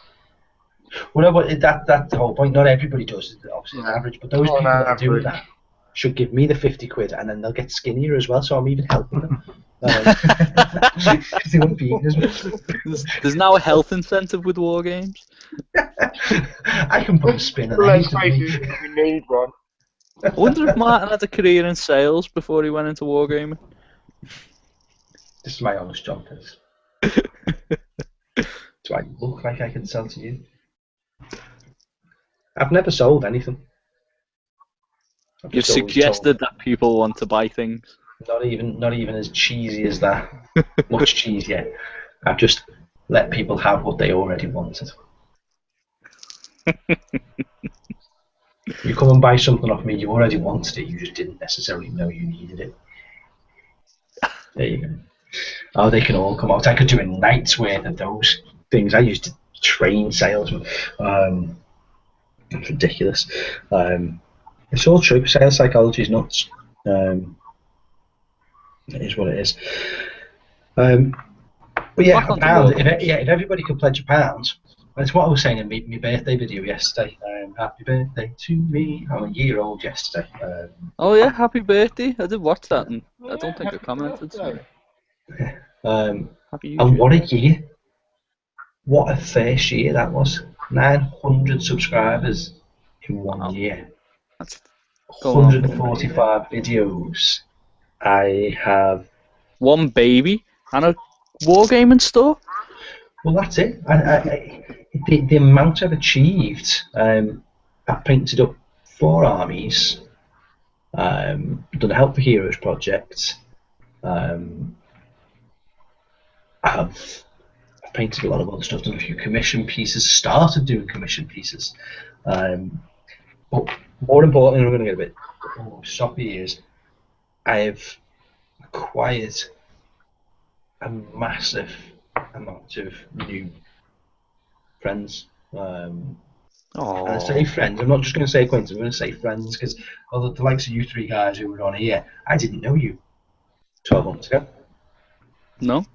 With the exception of Mike, I knew who Mike. I didn't know Mike. I just knew who Mike was because I'd watched his videos.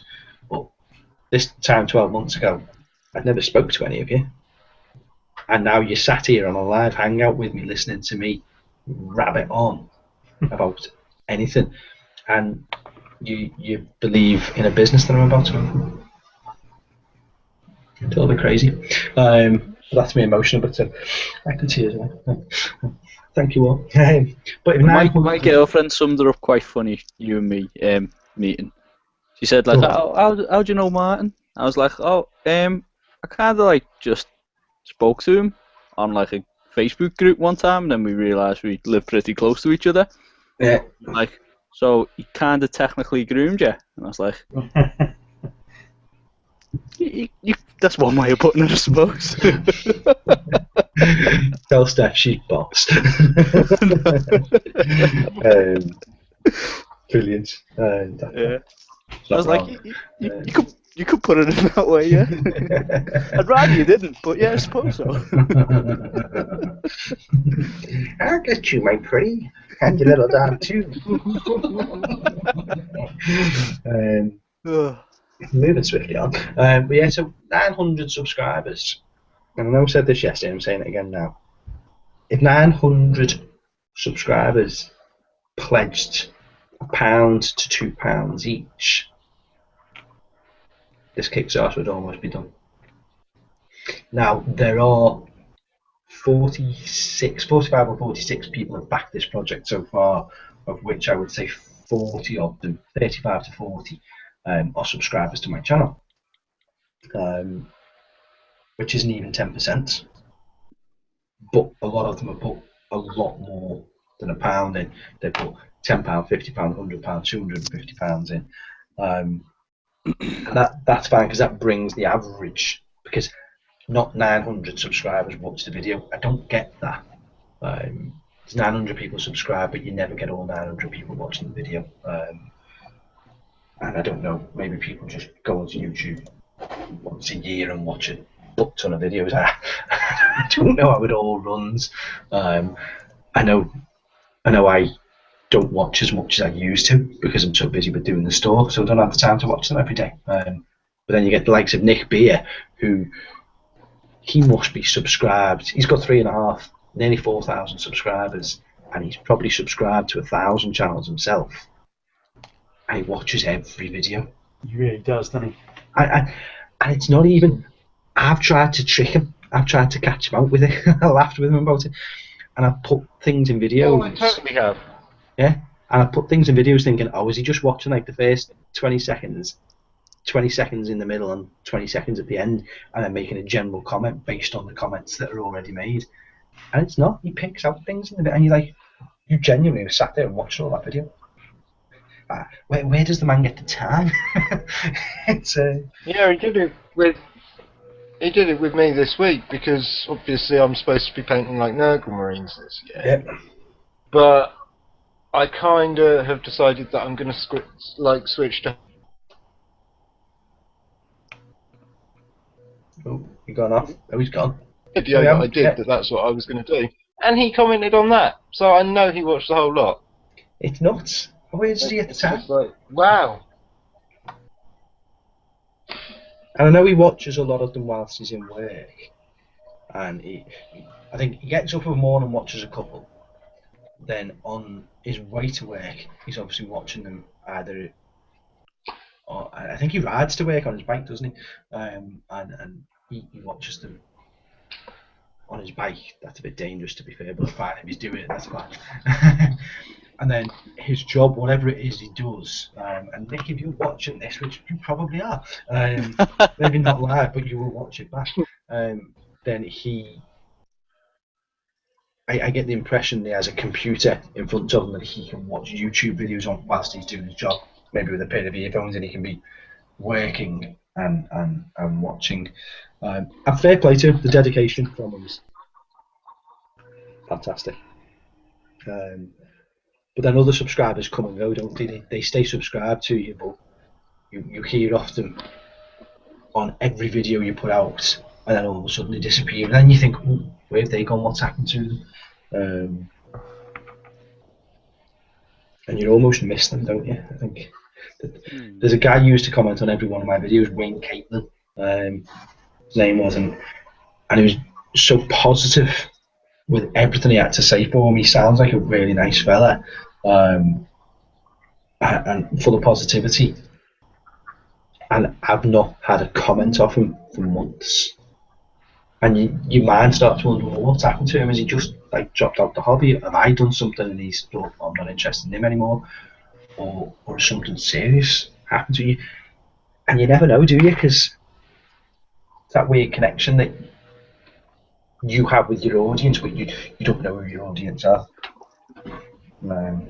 What shocked me the other day is I have 1 subscriber on my YouTube channel and no That's me. videos. How was that you? Alright, thanks. I haven't got any videos yet. But just in case. Yeah? Chris Gilboy comes put a comment on there. Hey Mark, I'm going to shoot shortly. Good luck with everything, fella, and I'll remind you about your Jag Burgos next time I see you. Chris is one of the guys who goes to the Merseyside Mammoths, the gaming club in Ainsdale, just down the road from where the store's going to be. So, yeah. Yeah, I've kind of just admitted, lad, that I bought a fake Burgos off an ice cream. boss. There's a Scouse word for you, boss. That doesn't Boss. mean I'm the owner of a company or I'm in charge of you. It just means something really good to boss that. Boss. Got the Scouse words.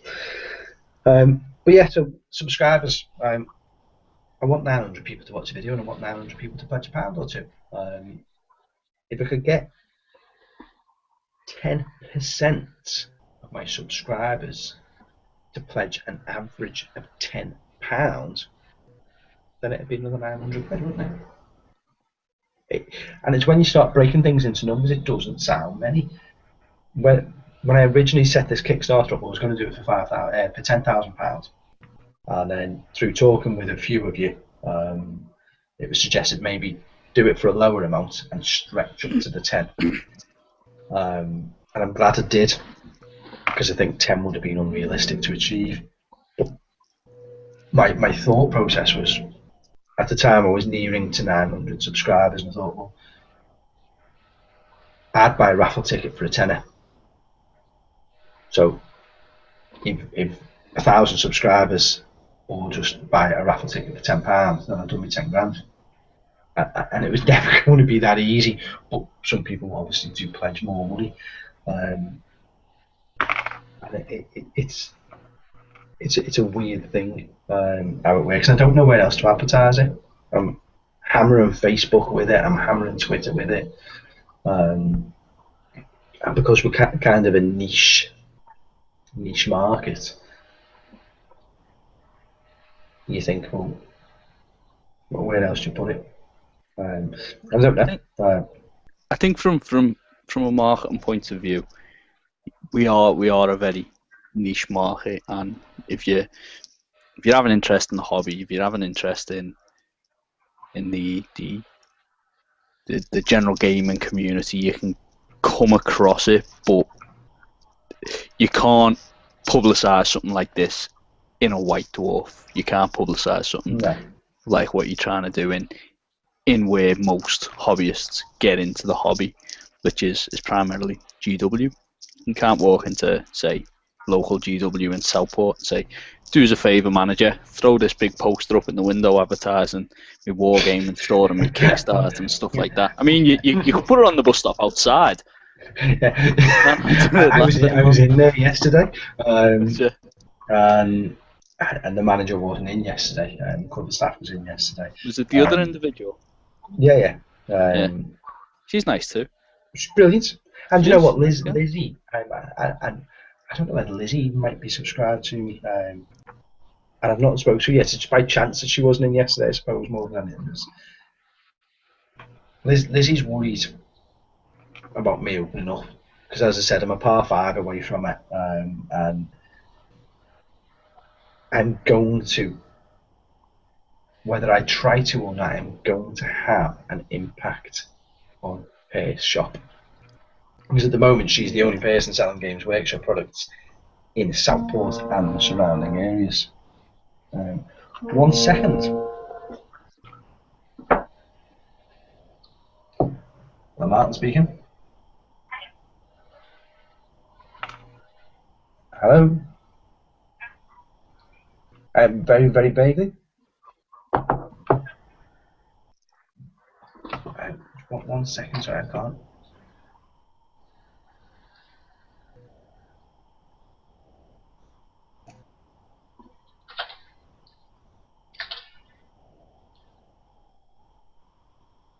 So what's everyone doing this evening while Martin's preoccupied? I finished lining the bullocks and I'm now building Dead Zone minis.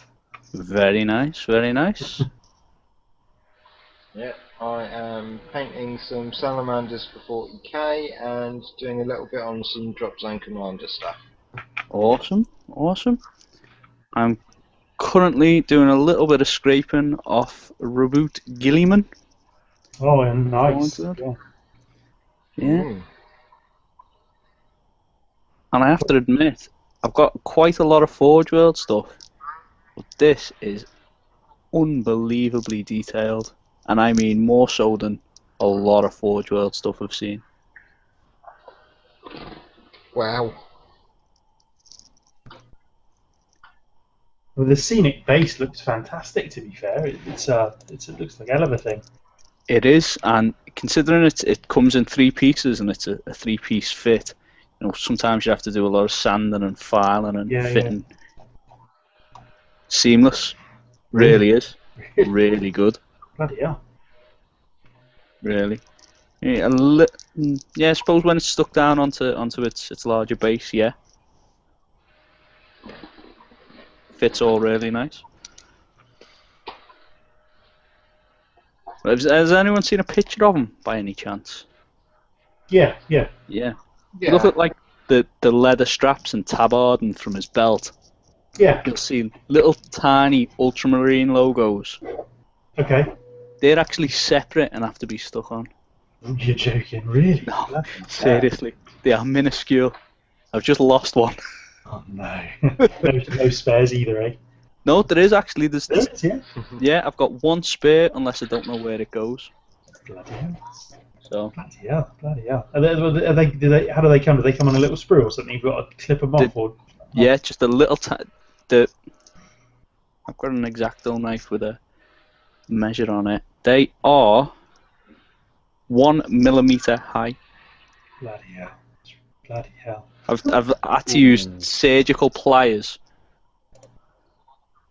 to hold them, to glue them on. Blimey. Yeah, it's a cracking looking miniature though. Really nice looking. Yeah. Can't wait to get them all done up. Are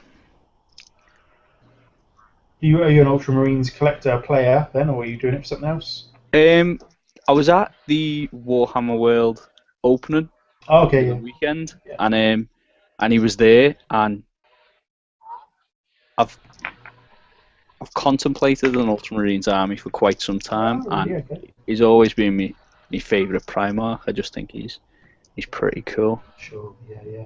And I just thought, while he's here and not released yet, I'll pick him up. Yeah, this is it. Yeah. And I did. Yeah, he's still not released yet, is he? No, I don't think he's out yet. I haven't checked, to be perfectly honest, but... No, he's not on general release yet. Not on general release yet? No. I'm back. Sorry about that, guys. I'm I've got this bloody holiday home in Wales that I've got. It just ruins my life every day. I hate it, hence why I'm selling it. Well, it's sold. It's going... If to get hold of the guy again, it's going through the motions of being sold. But there are guests staying there tonight who are meant to arrive at 3 o'clock this afternoon, not at 11 o'clock tonight.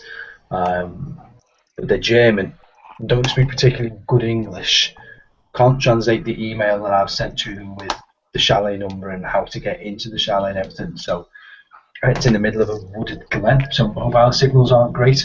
That was the most difficult conversation I've had this year. Hence why I just muted and walked away. I was just like, brilliant. But I think they're in. If the phone rings again, I'm just going to ignore it. No, I won't. How's your German? It's what? Sorry, Mike. How's your German? I can count to 9. I can count to. I can count to whatever number you want, actually, to be fair, in German, and I can speak very basic German. Maybe I won't do it live on YouTube though. Maybe. I do have German subscribers. I've spent lots of time. I say lots of time. I've been to Germany lots of times because of all the work I did with Audi and Volkswagen. So you pick a bit. I did German in school anyway, GCSE. But no, Einfachklasse. That's the one of the big things I remember, which means I feel great. Einfachklasse. I done French in high school. They tried to make me do French. It was, it wasn't a choice. It was just the class that I had, and the only thing I remember from it was Je m'appelle Paul, je bite Kirby, je 12 ans. Which basically means I am Paul, I live in Kirby, I am 12. Because that's what we have to say every single day. Obviously, when we turn 13, Not a clue. No, they're crazy. I was lost. I remember starting French as the second language, which for something I just didn't like it. And I was in set one based off me German. I was in set one for French, but all my friends were in set two. So I was alone in this class with the clever kids, and my mates weren't in there. So I purposely did awfully bad at my first end of unit exam, like at the end of the first term, and scored a whopping 7% in my exam, therefore getting demoted to set two just so I could be with my mates, because I'd already decided I didn't want to do French, and I was dropping it at the end of. We had to do it for 2 years and then dropped it for GCSE. Anyway, again, that's not going to get me many pledges. So let's get back to it. I've got a question, which will be relevant, which will actually be quite relevant to people who aren't going to get the benefit from the store, but may well get the benefit from your YouTube. What type of videos are you planning, other than battle reports, for YouTube? Good question. I like that one. Now, somehow I need to edit this video so that we can cut out all the what and go straight to this. Battle reports, yes, you just touched on, but it won't just be 40k battle reports, because I think YouTube is flooded with 40k bat reps. I'm going to have to do some 40k bat reps because you've got to be in it. But I'm also going to do War Machine and Hordes. I'm also going to do Malifaux, X-Wing and Batman, and I'm going to do an intro game for all the demo games that I run in the store. So you will see. Like what you. Go on. Like what you did with the 40k one, yeah?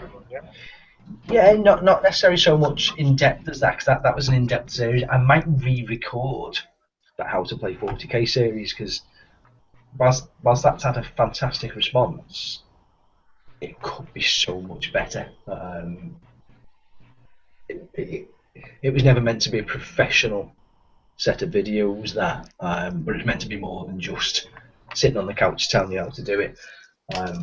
But with the right equipment and the right space, which the store would allow me, I could probably redo that.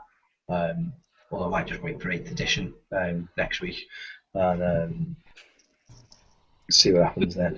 It might still be out by the time you open, though. Exactly.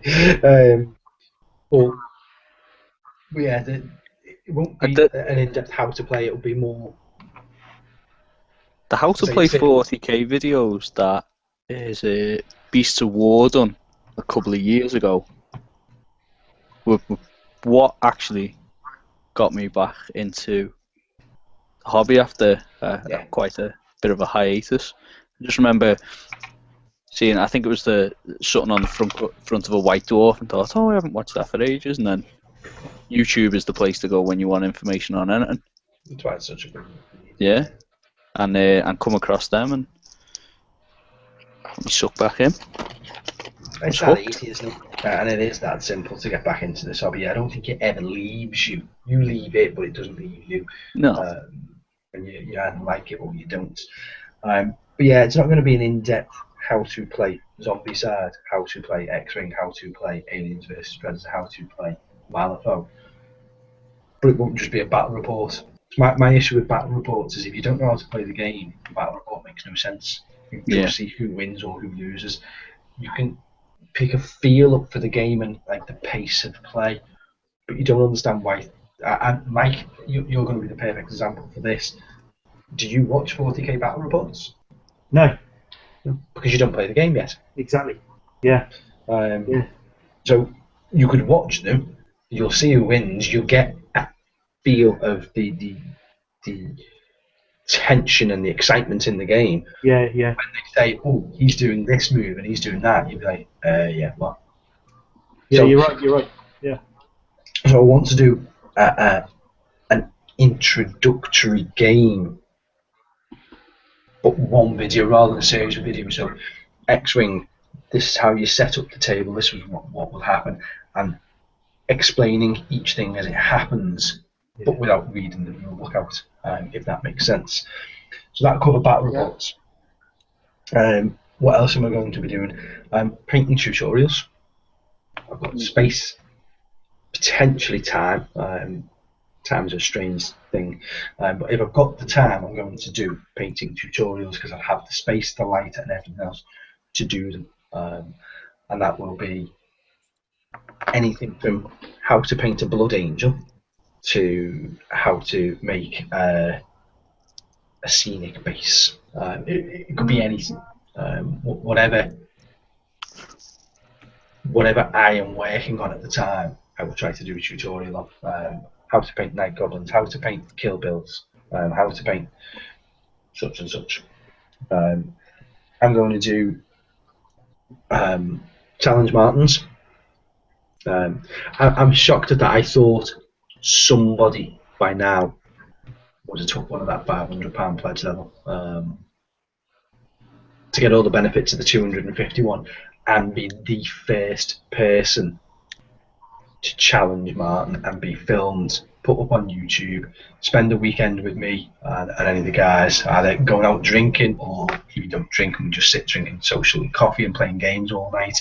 But to have a weekend away in Southport and get to be involved with the store and have the kudos to be able to turn around and say I was the first person to challenge Martin.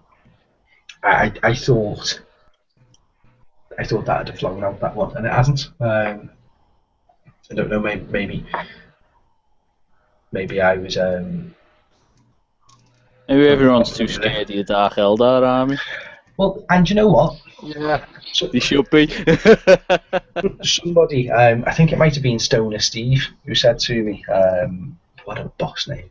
I think it might have been him who said to me that if I do it in the vein that Mini Wargaming have done it, please, for the love of God, don't do what Matt does and tailor my list for the person who's coming to challenge me. I don't tailor lists anyway. It's not my play style. It would be a case of, say Chris, for example, you turn around and say, right, I'm going to do that one. You tell me, first and foremost, what game you want to play. You might not want to play 40k against me, you might want to play Malifaux against me. It doesn't have to be 40k, guys. It's any game that I can play, which hopefully very quickly will be all of the games. Then you can challenge me to a game of anything and I'll play it against you, and I won't ask you what your list is. I won't ask you, are you bringing this and this so that I can counter it.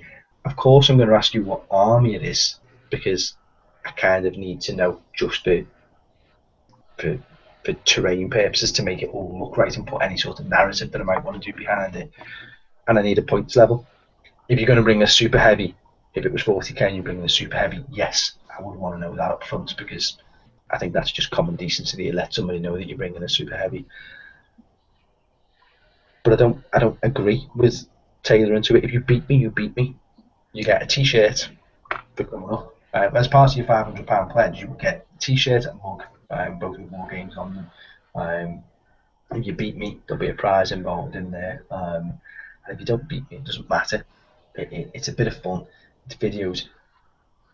But in a year's time, 2 years' time, 3 years' time, however long it takes, when this channel of mine, this YouTube channel, isn't on 900 subs anymore, it's on 9,000 or even 90,000 subs, let's be real optimistic, you would have the kudos to be able to say, I was the first person to play against him on that channel when it started out. Yeah? T-shirts are going to be... It's what, sorry? Some War Games t-shirts are only going to be from Challenge Martins and things like that, aren't they? Yeah, I'm not selling them in the store. Yeah. But don't get me wrong, anybody that's that desperate to have a War Games t-shirt could just take my logo and go and get it printed on a shirt and let me know about it. Yeah. They're not a limited edition one sort of thing. But yeah, and if it got that big and I started printing I beat Martin or I challenged Martin, then again, there are people out there that will go and print their own ones, even though they hadn't been involved, if it ever got that big. And that's the dream. That's it. Subscribers again, when we talked about them before. So I'm sat here. I'm on 900 subscribers. Mike, you're on about 1,300, are you now? 12, 13? Oh, well, I'm not knocking the door of 1,400. Yeah. 1,400. Really? So, and that's fantastic. How the beep in hell of mini wargaming on 150,000 subscribers? I don't comprehend what is so different about their channel. Dave's here. It's not. I saw a comment about Dave's here. So on quite a few mini wargaming videos. I can only assume it's that. I get the motion breeds. I do get that, because when I was on, I did my 100 subs competition, which was the Star Wars Hammer competition, and I did that, one because I like Star Wars, and two because I knew Star Wars everybody else likes as well, so therefore it was always going to make it successful. And I jumped up to 220 subscribers in the course of that competition, which was great. But it was when I hit about 350 subs, all of a sudden I went, I flew up, because the more subs you've got, the more subs you gain, because the more people are watching your videos. And I get that bit, but and I look at the likes of Mel the Terrain Tutor. He's only been going 18 months. He's done bloody well, hasn't he? Yeah, like 18 to 20 months or something, and he's a mate. But he's on like 12,500 subscribers. Now he's more generic than what you and I are, for example, because he's putting terrain tutorials out there, and that suits everyone from all the different gaming systems, from the model makers to the model railway users to 40k. It covers everything. So, but again, he's excelled massively, and if you get in with the right club, if that's the right way of putting it, you get given a shout out. Shout out gives you more subscribers, blah, blah, blah, blah, blah. And I can happily say, without trying to upset anyone, if I ever did get an offer to join the WGC, I'd refuse it, because I don't want to be part of big consortiums and things where I'm bound by a set of rules that I have to follow because they say this, and this. Especially now that I'm going to be branded as a business, I just want to be my own club. And I think if I start putting the battle reports out plus the tutorials, the subscription base will grow and grow and grow and grow. And a lot of it, I think you need to be in either America or Canada. That seems to be the key. If you're in America and Canada and you've got an American or Canadian IP address, it will searched and found easier and picked up easier and subbed to easier. They like their own, maybe, that's what I'm saying. Yeah. I will say this, Martin. There is a big gap for like Malifaux battle reports and stuff like that. Definitely. Well, there's only Wargaming Girl doing them, There really. really is. There won't be soon. I like that. Ready for Battle says, have to go to bed now. Sorry that I never joined the conversations. It's just that I got a voice that would be nice in an old Charlie Chaplin movies and a face for radio. Thank guys. Cheers. Do you know what? I don't know what he looks like, actually.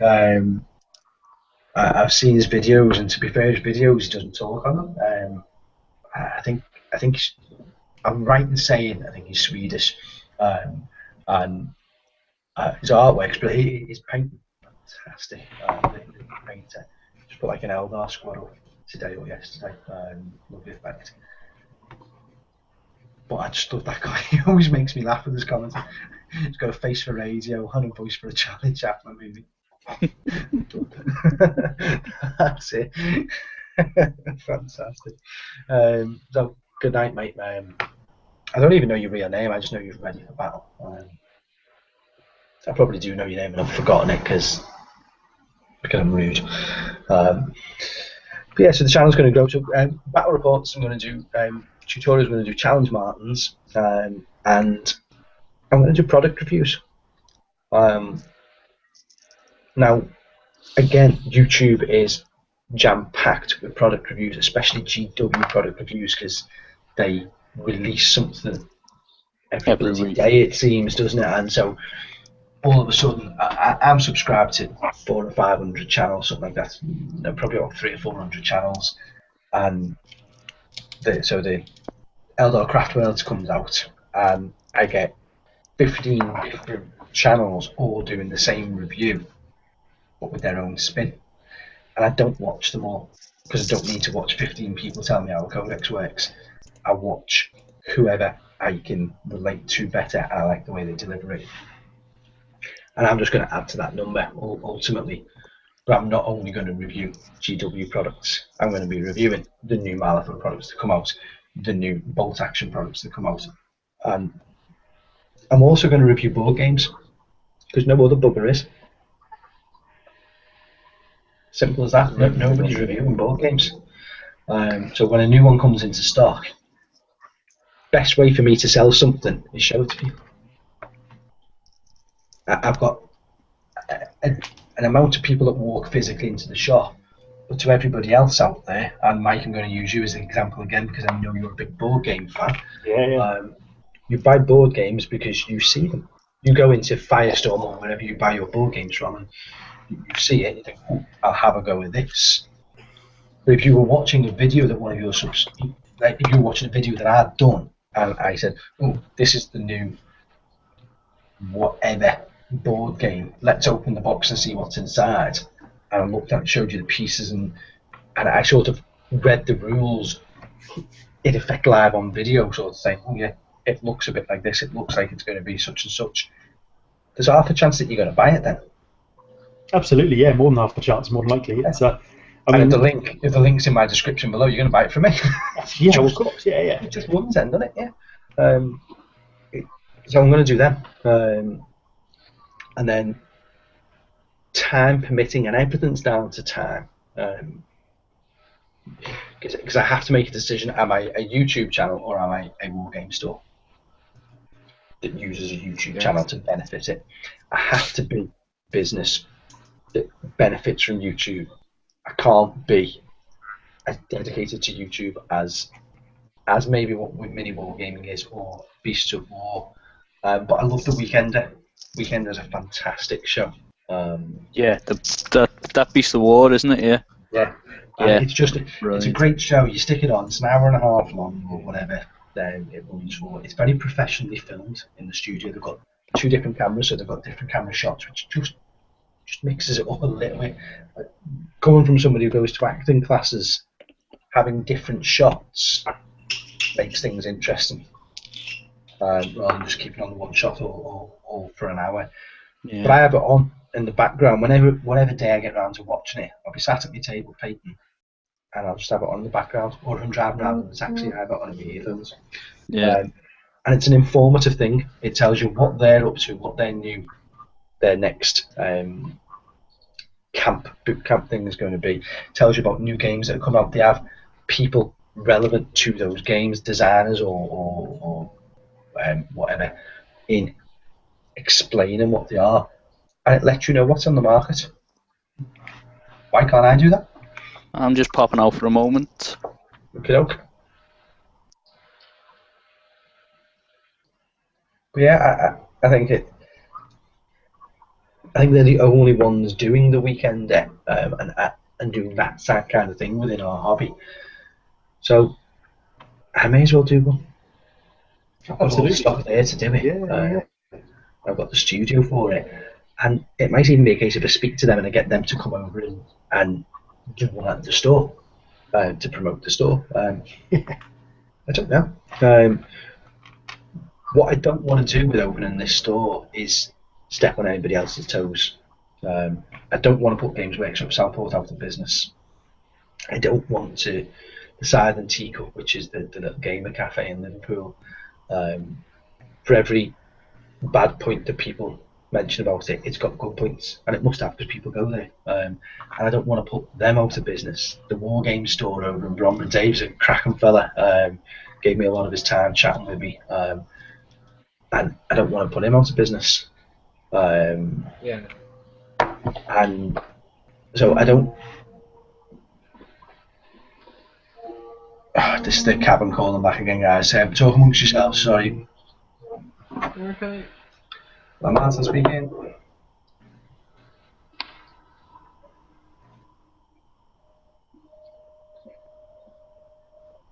So what drop zone commander stuff were you putting together?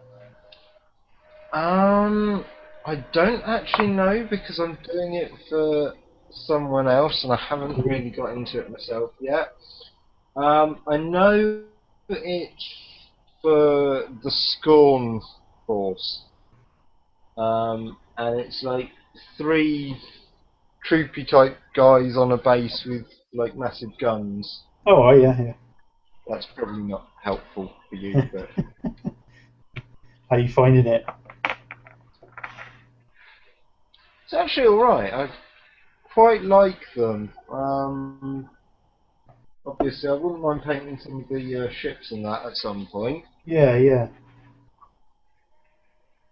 I had a little foray into it, sort of magnetising up all the ships and stuff with the because it obviously all fits together, doesn't it, as it was designed to. But they're pretty good minis. I have returned. I like them. Cool. The scale that they are, then the detail on them is good. Yeah, absolutely. Yeah.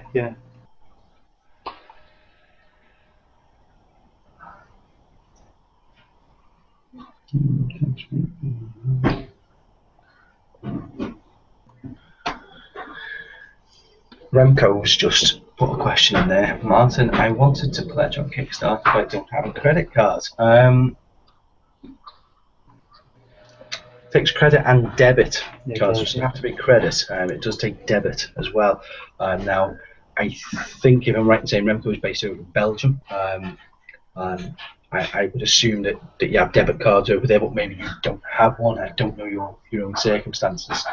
I don't know.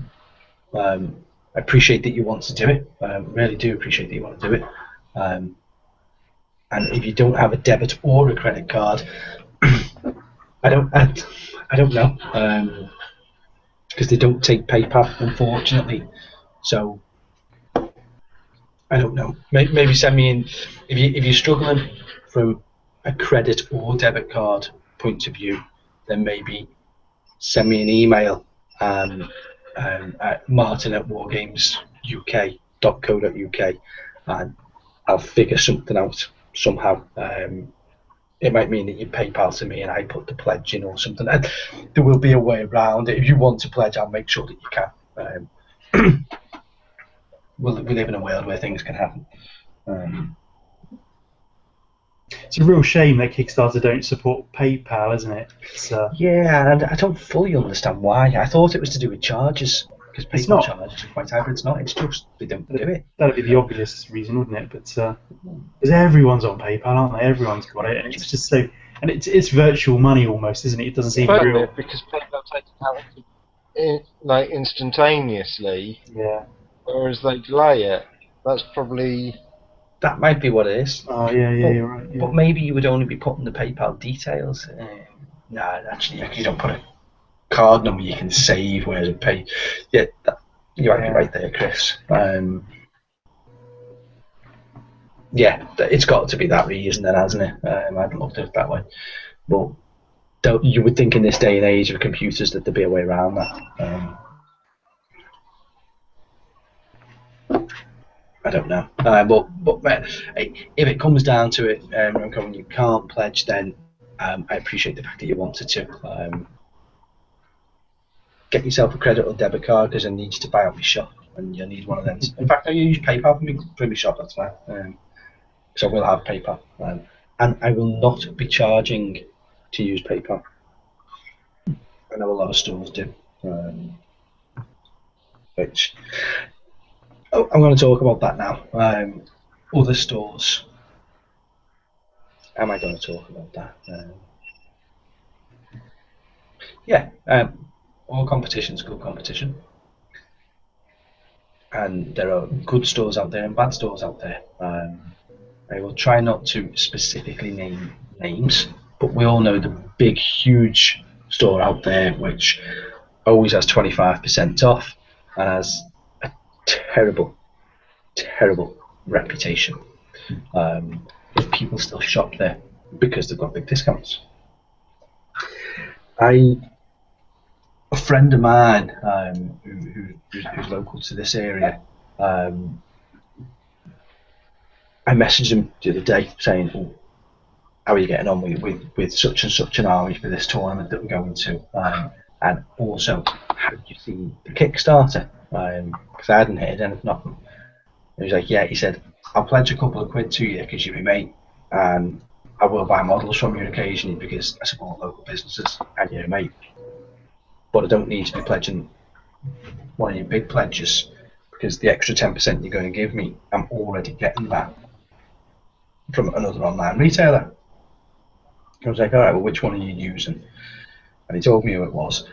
And when you look, they advertise that they're anything from 15 to 25% off Warhammer products. And there's a lot of them. You see them on Facebook every day. 20% off. And I can name them at this point. It doesn't matter. Element Games, 20% off. 20 to 25% off GW.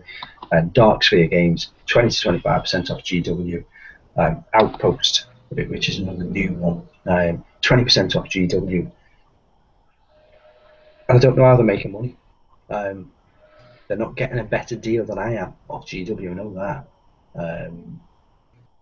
And the margin that they're making is so small that they've got to sell huge volumes. And where they're going to come unstuck is you have to have a bricks and mortar store with most of these companies, definitely GW. Can't just have an online store.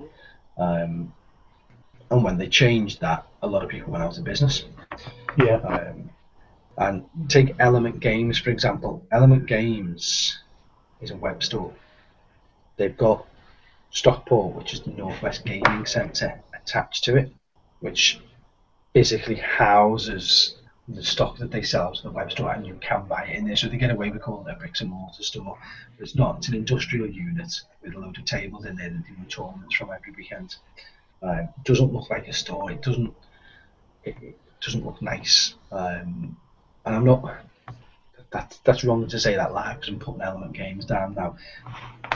They've offered a good service for a long time, but I hear a lot of people complaining about them because they've now gone into this 20 to 25% discount. And the minute you do that, your orders shoot through the roof because everybody wants the cheapest product, and you can't sustain it. You can't offer a good level of customer service and quick stock delivery if you take that many orders in. Hence why the likes of Whaling Games shot themselves in the foot with it. Total War Games went out of business, as did Maelstrom Games,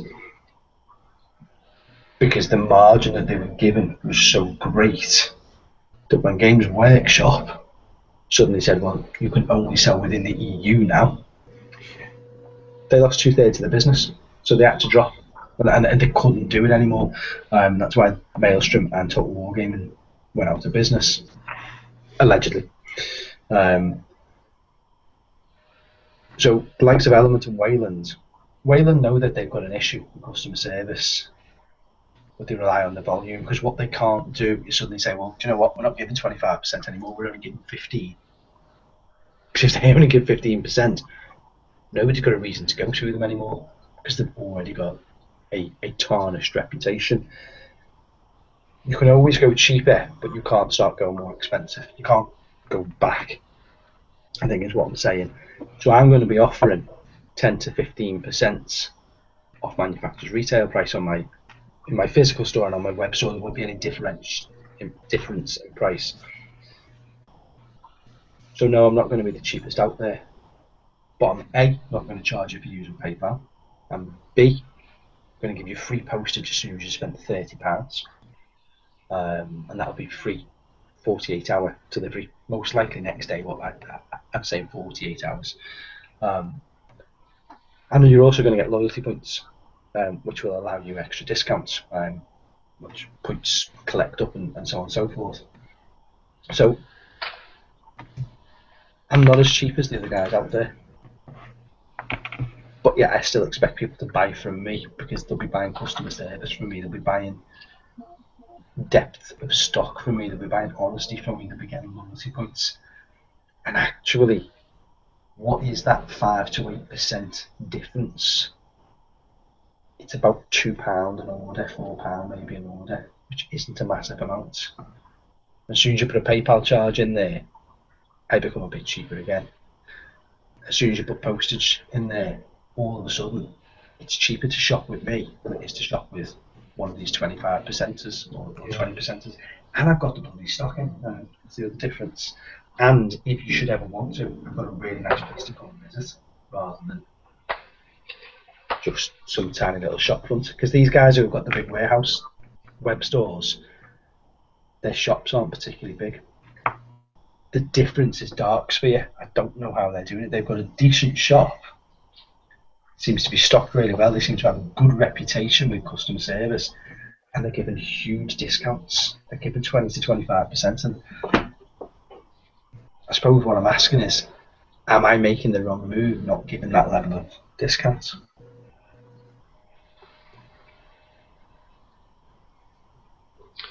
I don't.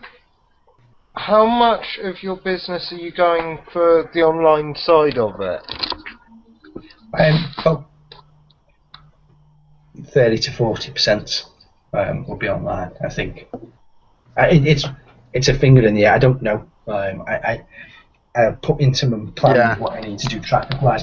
Where I'm basing it from is the War Game store in Brombury, who is a similar outfit to what I'm doing. He only gives 10%. That's it. 10% off recommended retail, and that's not on everything. A lot of his things are full retail. So he doesn't do stupid amounts of web orders, but he still is selling web orders because he's got them in stock. And what he doesn't do, and what I'm not going to do, so you go on, even Firestorm Games, Mike, obviously you use them. You go on Firestorm and they clearly say 15% off GW. They advertise it on their website. Mm-hmm. There won't be any advertisement on my website of what percentage it is off GW or off Privateer Press. It will just be a discount, and you can, if you want to, you can work the maths out and you can figure out what percentage you're getting off. The point is, you will just know that it's cheaper, because ultimately the people in this hobby don't buy things on price. There is an element of it, but we buy impulsively. So you might go looking for one thing that's cheaper. So you go looking for that Dreadnought, the Furiosa Dreadnought for Blood Angels, whatever it might be. You think, right, I'm going to go and buy one of them. So you go on Google and you find who's selling it the cheapest. But then you get wrapped up while you're in the website and go click, click, click, click, click, click, click. I'll have all them as well. And you don't care how much all those other things are. So you've got the cheapest Dreadnought in the UK, but you're paying over the odds for everything else, and you don't even know about it. Because that's the hobby we're in. So I think it's trying to. That's why I'm thinking of doing 10 to 15% off, but I won't advertise that it's 10 to 15%, like in big bold letters. It will be big bold numbers. Yeah. I would tell people there is a discount, but not how much the discount is. Or am I wrong with that? And I suppose what I'm after there is a bit of input for you guys.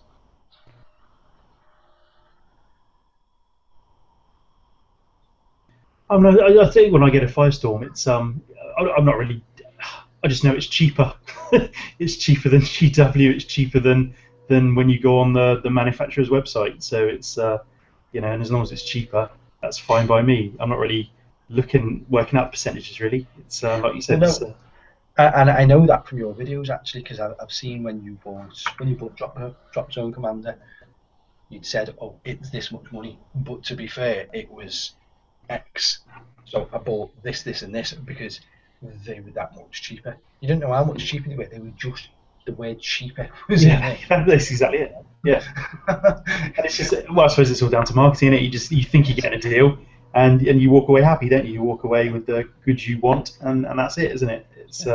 It's almost, and take no offence to this, Mike, that's almost a woman's philosophy. I remember seeing on the back of a box of England Glory matches years ago when they used to have whip bits, and it says on the back of it, when will a woman realise that a bargain still costs money? Yeah. Good evening, Ace. Evening. Evening's just joined us with his new dirty tab. I can see in the picture. Says the guy with 36 Reaver jet bikes sat in front of him.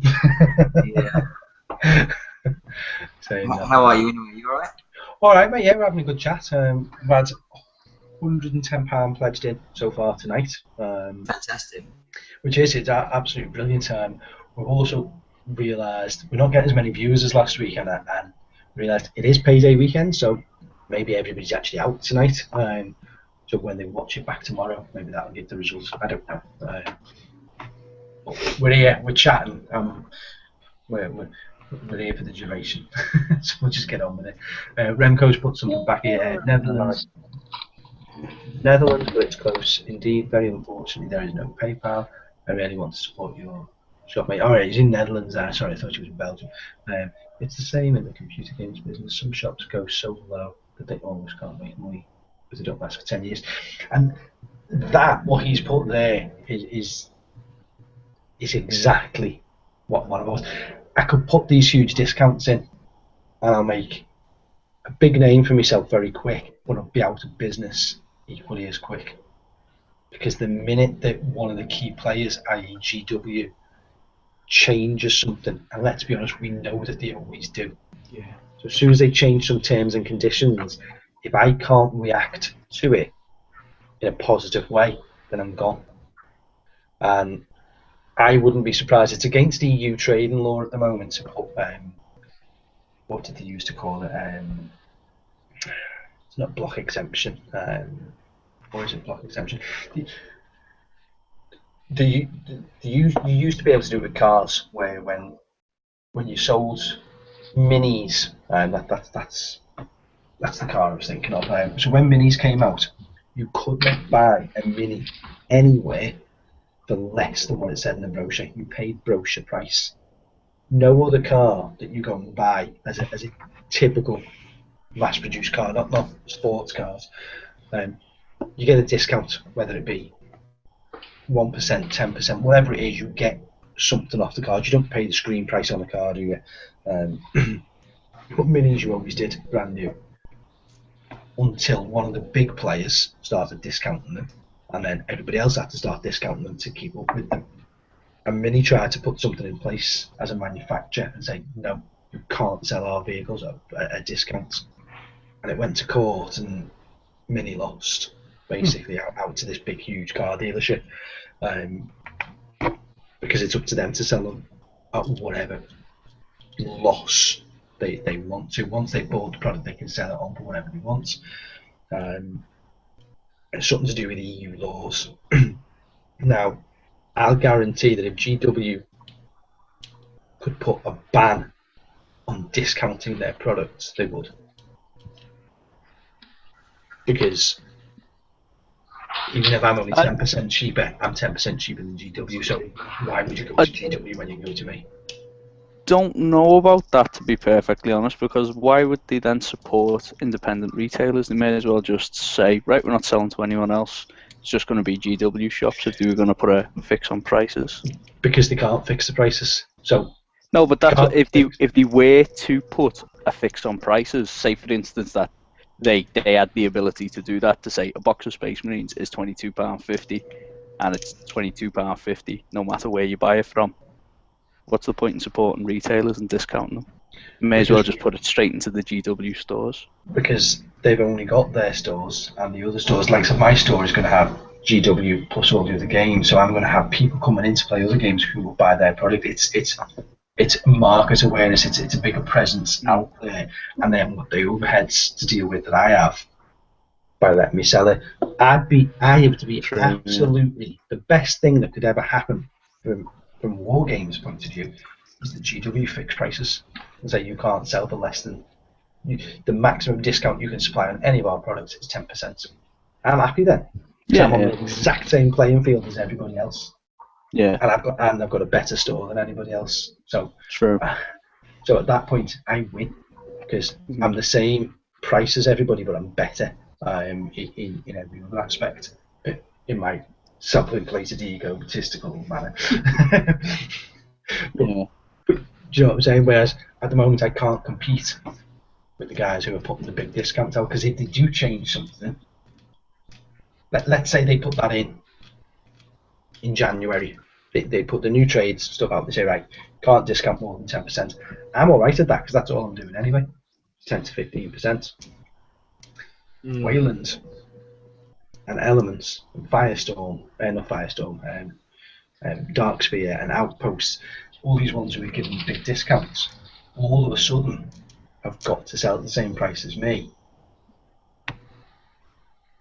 But their customers are only buying off them because they're so cheap. They're not buying them because they're good customer service. They're buying them because they're the cheapest. And you've got two buyers, haven't you? You've got the cash price buyers, and then you've got the hobbyists, the people who buy because they believe in supporting the local business or they're buying off a person. And that's why I don't want to get into an internet war with people. I'm not fighting at those prices for the margin that I make. It just, the margins are already, that's how you put tax and everything into them, the margins are already small. But I think the general public, go on, sorry, Paul. No, go on, continue what you're saying. I think the general public, and again this comes from my experience in the motor trade, people seem to think that anyone who's selling something is making 1,000,000% profit on everything that they sell. I used to sell, well, the last dealership I was with was Jaguar, which obviously has a very, very particular image involved with it.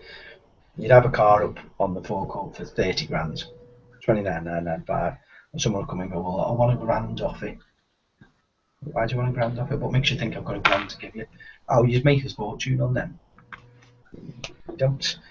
You might have £4,000 profit across a car, but you've got, your customer expects £1,000 off. They then want £1,000 more than their part exchange is worth. So you've already lost £2,000 of that £4,000 you've got to cross it. Then you've got to pay £1,000 to put an approved warranty on it and pay a technician to do a multi-point check that meets Jaguar standards. So all of a sudden you've only got £1,000 left. Out of that £1,000, you've got to pay the salesman, you've got to pay the sales manager for both selling it, and then you've got to pay VAT on whatever profit you've got left out of it. So you end up making £600 on a £30,000 car. That's the average sort of profit. You're looking at up to £1,000 profit on a used car that's selling for 30 grand. It's not big profit margins. Now let's take the 30 grand away and let's bring that down to £25 box of Space Marines. And I don't mind telling you, £25 box of Space Marines cost me £13.50 plus VAT. Now I'm VAT registered, so I get that back. I'm going to sell them at £22.50 because it's 10% off. So £22.50, let's call it £13.50, £13.44 or whatever, means I've made £9 profit on it. I've then got to pay 20% VAT on that £9 profit, which is under £1.80, so that takes me down. Now that's called £2, it takes me down. So I'm making £7 profit on that one box of Space Marines, which is fine. If I sell lots of boxes of Space Marines, I've made lots of £7 profits. But then you want free postage, and then you want to pay by PayPal, which is a charge to me. So all of a sudden that all eats into that £7. So I might actually only make £4 or £5 profit on one box, and if I only sell one box in a day, that doesn't pay for me to stay open, does it? And that's why I'm saying the margins are so small, and I don't think people realise that, or I don't think a lot of general public realise that. Mazda Monday just uploaded a video. Everybody go and watch Mazda Monday 85's video. I don't know what it is, but go and watch it. After you've finished watching this, obviously. Yeah. He's a good lad, is Dave. His painting's phenomenal. And we've got some questions there. Same as computer. Oh, no, done that one. Remco again. Go for the best store and not for the cheapest. Yes, definitely. You should aim for the most fun shop to go to. People buy anyway, and they will see models they want, new game systems they want to try out. Whenever I'm in a fun shop, I'll leave with much more than normal. You will. And a lot of it is about, when I first put the idea together, it was going to be 60-70% web-based and 30-40% physical-based. I flipped that on its head now, and then put all the presence into the store-based, the physical customers, especially when the tournaments get up and running as well, that bring money through. Because Ace will tell you, you go to a tournament and you spend money while you're there, whether it be on, in your case, you spend money in the bar because you just get pissed. Yeah. In my case, it was always Forge World that I buy. Now, okay, I can't stock Forge World in my shop, but when you go up there, you end up just buying things. You just buy models while you're there because you get wrapped up with it. And I'm selling board games, so you'll end up buying one of them to go and play in the hotel that night. And you end up like you'll play an army and you think and get a bit of inspiration and think, well, I fancy starting that army next, or you see something across the hall and you think, actually, I quite fancy doing that, or that's giving me an idea. Exactly. You go and spend the money, definitely. Exactly, and it's all those sorts of things where that's where I'll make my money out of people. And it's not even that like, it sounds horrible that I'm making money out of people, but it's making sure that I've got a business that people are interested in, and this hobby people are interested in it. So it's it just works. But yeah, I need another question. What is the average airspeed velocity of an unladen swallow? Mike will tell you that one because I answered it in his questions. Is that an African swallow or a European swallow? When you're king, you've got to know these things.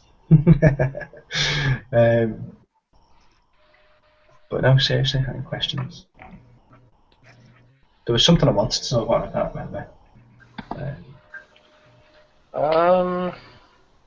I know we've had a brief discussion about it. I mean, I don't know anything about it itself, but collecting card games and stuff like that. Yes. Right, so let me kick this one off, and then with what I say, I want feedback from you four and from the 4 people who are viewing, and then those guys who are watching it later, I want comments. Card games. I don't get them. I don't get them because I've not played them. They look interesting, but I've not played them. You've got Magic the Gathering, Pokemon and Yu-Gi-Oh! And then there are lots of others as well, but I think they're the main 3. Build a deck, and then every 3 months, people moan about Games Workshop bringing a codex out every 18 months to 2 years. Magic the Gathering changes the deck every 3 months. Now, alright, the cost isn't the same, but actually, when it's only £3 for, I think you get 10 cards or 15 cards for £3, but you need a deck of 60 cards. It's more expensive every 3 months to buy the new booster box than it is to buy a £30 codex every 2 years. So don't anybody ever give me the GW is expensive if you're playing Magic. I'm not having it. But everybody I've spoken to has said, got to stock Magic, got to stock Magic, got to stock Magic. If you don't, you'll shoot yourself in the foot because it's the biggest, although the profit's the smallest profit you're going to make, the volume of it's massive, and the crossover from it, the people that play Magic play all these other games, you get them in, sat there in the chill out area playing the Magic games, and they'll be onto that. And if everybody's telling me I should do it, I've got to do it at that point. Do any of you 4 play card games? I've dabbled in card games previously. Obviously, when I was growing up, the TV series of Yu-Gi-Oh was on television. So when I was a kid, no doubt had a couple of But boxes. you don't play it now. No, I've still, to be honest, I've actually still got some cards knocking about somewhere. But I wouldn't know how to play it. But there's a place in Liverpool that me and Martin have spoken about before, where it's big. They have full evenings of all sorts of games. It's called Friday Night Magic, yeah. Yeah, it's but that's with Wizards of the Coast who make Magic the Gathering, sponsor and almost pay you to run Friday Night Magic. It can be done at 1 o'clock in the afternoon. It's not a nighttime thing. Yeah. but it's called Friday Night Magic. And it's massive, and it's like Yeah, playing it's anybody that plays poker. absolutely huge. Well, anybody that plays poker, like Texas Hold'em, you can go to like your local British Legion or whatever, and you can play games of poker. And if you do well enough, you get invited into then the regionals, which then go into the sectionals, and then you get to go to this, and this. And then if you get to go to Vegas and play, you get like a poker bracelet, don't you? Which means you're in the elite. Magic the Gathering don't get bracelets, to be fair, but it's that kind of thing. From if you do Friday Magic in my place, the results I have to filter the results back through to Wizards of the Coast, and eventually you can work your way up to nationals. It's nuts. From what I understand, all card games, I know obviously you're going on about Magic there, all card games like Yu-Gi-Oh! And like Pokemon, I think is it Konami that do Pokemon? Possibly, yeah. Or Nintendo. Oh no, I think it's Konami that do Yu-Gi-Oh! And Nintendo that do Pokemon. But they have all exactly the same thing. So it is worldwide huge, and especially from the Yu-Gi-Oh! Point of view, when you were saying about Magic the Gathering releasing decks and things like that every 3 months, I think it's pretty much the same with all card games. I don't think people go in and buy a packet of cards, one pack at a time, because they're only going to get maybe one card. Oh no, they really don't. Boxes and boxes, and you see on YouTube, on eBay, the likes of them things, the turnarounds on individual cards. No God, unbelievable. And some of my friends. Go on, Chris. Sorry. Some of my friends will happily walk into our local store and just drop 90 quid on a box of cards. And this is like a monthly thing, sort of thing, and it's just like, wow, okay. And my local store runs 2 heaving games nights a week featuring the card games, and that's with people paying to come and play. Paying? It's massive. Oh no, you've got to pay for it. It's like £3 or something, isn't it? Yeah. And I like that word. Ow. I know I need to be part of it, and I believe it's not even difficult to pick up. That's the best part. And then you've got rares and singles and stuff like that you can sell. I mean, my case, do you guys have any input on card games? Not really. Yeah, just down at Firestorm. I mean, I'm not into them myself, but I mean, they've got a chill out area bit with sofas and stuff, and sort of low tables, and there's every time you go in there, there's people playing it. Yeah. Evervale Juggernaut, Reese, he plays Magic. Does he? So, Right, well, yeah. He's Say again. I think he's coming up with you to Warhammer Mania, isn't he? He is, yeah. We're travelling up together, so he's definitely come in, but he's massively into it and tried to explain it to me when I met up with him the other day, but no. I mean, it looks interesting, but yeah, no, just there's too many other things to be into, isn't there? Well, what you just said there is like nail on head sort of comment is. I want to play other games than just 40k. I want to play more of this and more of that. I've now found myself in a situation where I've got more games to play than physical time will ever allow me. But I need to have an understanding of each of these games. I only need to basically understand them because the guys that do understand them will always sell it better than I will anyway, and people are always happy to run intro games and stuff. But there's all of a sudden a mass of games that I need to learn and understand and be stocking, and there's more and more coming out.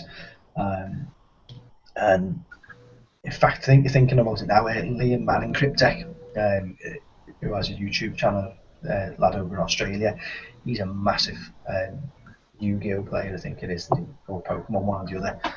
He does a lot of videos, or used to do a lot of videos on deck building, So Yeah, it's Yu-Gi-Oh. is it Yu-Gi-Oh? Is it? So maybe yeah. And I'd say that because he popped up in a chat that we're involved in earlier on. I was like, wow, not seen him for ages.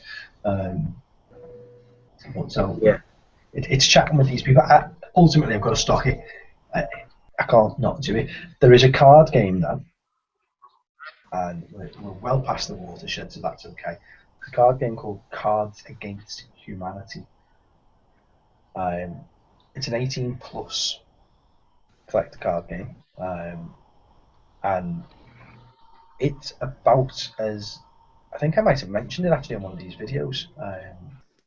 It's about as vile and disgusting as it gets as a set of card games. Some of it you can see the humour in, some of it you just sort of like, no, that's just wrong. But there are people that get a kick out of it, and nowhere, there's not many places sell it. Apparently, you have to go to like Amazon and all that. And I don't know whether or not that would be a good move to have that game in the shop. I don't think it's something that you'd want advertised in the shop. Oh no, it would be like an it'd be like going into the music when you were a kid and you didn't have enough money for 20 CDs, you bought the Lucy for 15p, didn't you? They were never advertised, but you could buy Lucy's. And I think it would be like that. There'd be an under the counter job, and you wouldn't be able to play it in store. But I didn't know whether any of you followed it. Cards Against Humanity. Yeah, it's not actually that collectible. It's literally just the game itself, is the way I understand it. I have played it. And is it as vulgar as it's alright. Yeah. I mean, don't get me wrong, I'm no Sorry, prude. Martin? I said, don't get me wrong, I'm no prude. I can sit there and laugh about pretty much anything. You won't offend me with anything from culture to race to economics and politics to disabilities and that. I can take a joke about anything, but there are things people told me about it that I thought they're just where's our kittens again? They're just wrong, and I think even my humour doesn't stretch that far. But I don't know. It's certainly not something you want to be played in your shop. Right. Purely because the offence level of people around it could be quite high, but... Is it something I'm going to make much money out of? I don't think so, to be honest. So the safe bet there is not to stock it, because if I don't stock it, I'm not offending anyone. If I do stock it, I run the risk of offending somebody. I'll happily run the risk of offending people if I'm going to make a lot of money. But if I'm not going to make all that much money, then you play with the safe option. You play with the odds, don't you? Yeah. That sorts that one out. But yeah, card games. So to anybody that's I think the wave on that has an now bored of it. All right. Well, to anybody that's either stuck with us or just joined in at this point, the store, because I've not really talked about it in any depth, the store will be stocking card games. There will be plenty of space to play card games, and there will be plenty of card games for sale in individual packs and in full booster boxes and what have you. And they will be a big part of the store. At the risk of sounding naive, I don't understand them completely, but I will do. A couple of years ago, I didn't understand. Well, when 6th edition came out at 40k and I got back into the hobby, I didn't understand it. I would say I've got a comprehensive grasp on it. Don't know every single rule inside out, but know most of them. And I've got no problem standing up at a table and being confident with the game I'm playing. And to learn and if you learn anything. I've got so many games to learn, but I'm looking forward to most of them. There's some that I'm thinking I'm just going to have to learn it, but most of them I'm looking forward to learning. It's just not getting all those rules mixed up. I was laughing with somebody saying what'll happen is I know 40k, so I'll learn bolt action, then I'll learn drop zone commander, I'll learn Malifaux, I'll learn Dust Tactics, and Dystopian Wars and Warzone Resurrection. And I'll learn all these different games with War Machine, and then I'll be able to make a perfect game only, because every game's going to have its good bits and bad bits. So I'll be able to make a perfect game and release that myself, and then I'll be sorted. That's Kickstarter number 2.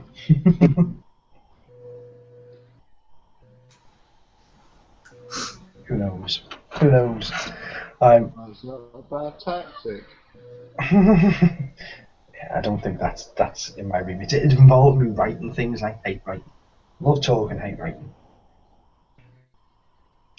Just dictate and get someone to write it down for you.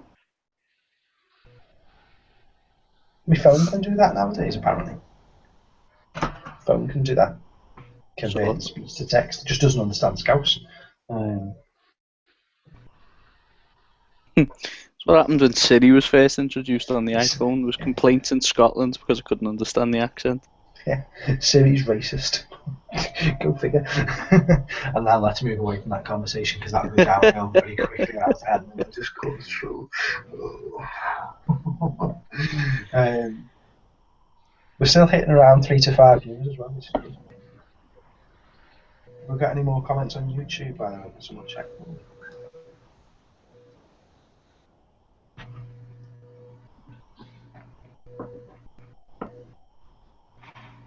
And if we haven't, then I'm going to go into it. I remembered what the other thing I wanted to talk about was mind blown yesterday.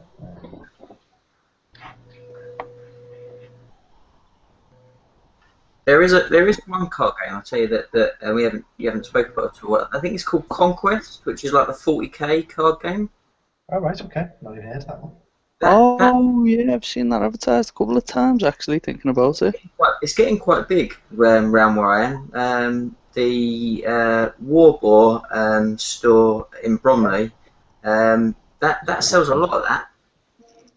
Oh, so Jason, isn't it, in there? Yeah. Yeah. I'll give him a shout then, actually. Do you remember? I'm trying to think when he was in Bromley. One of my good mates, Jamie, used to work in just as an assistant staff in Bromley GW. He then took Croydon on as manager and is now up in Loughborough. He was known as Wabbit rather than Jamie, to be fair. But Jason, who's got Warboard Games, used to work for GW as well, and is obviously open Warboard. That's the only reason I know who he is.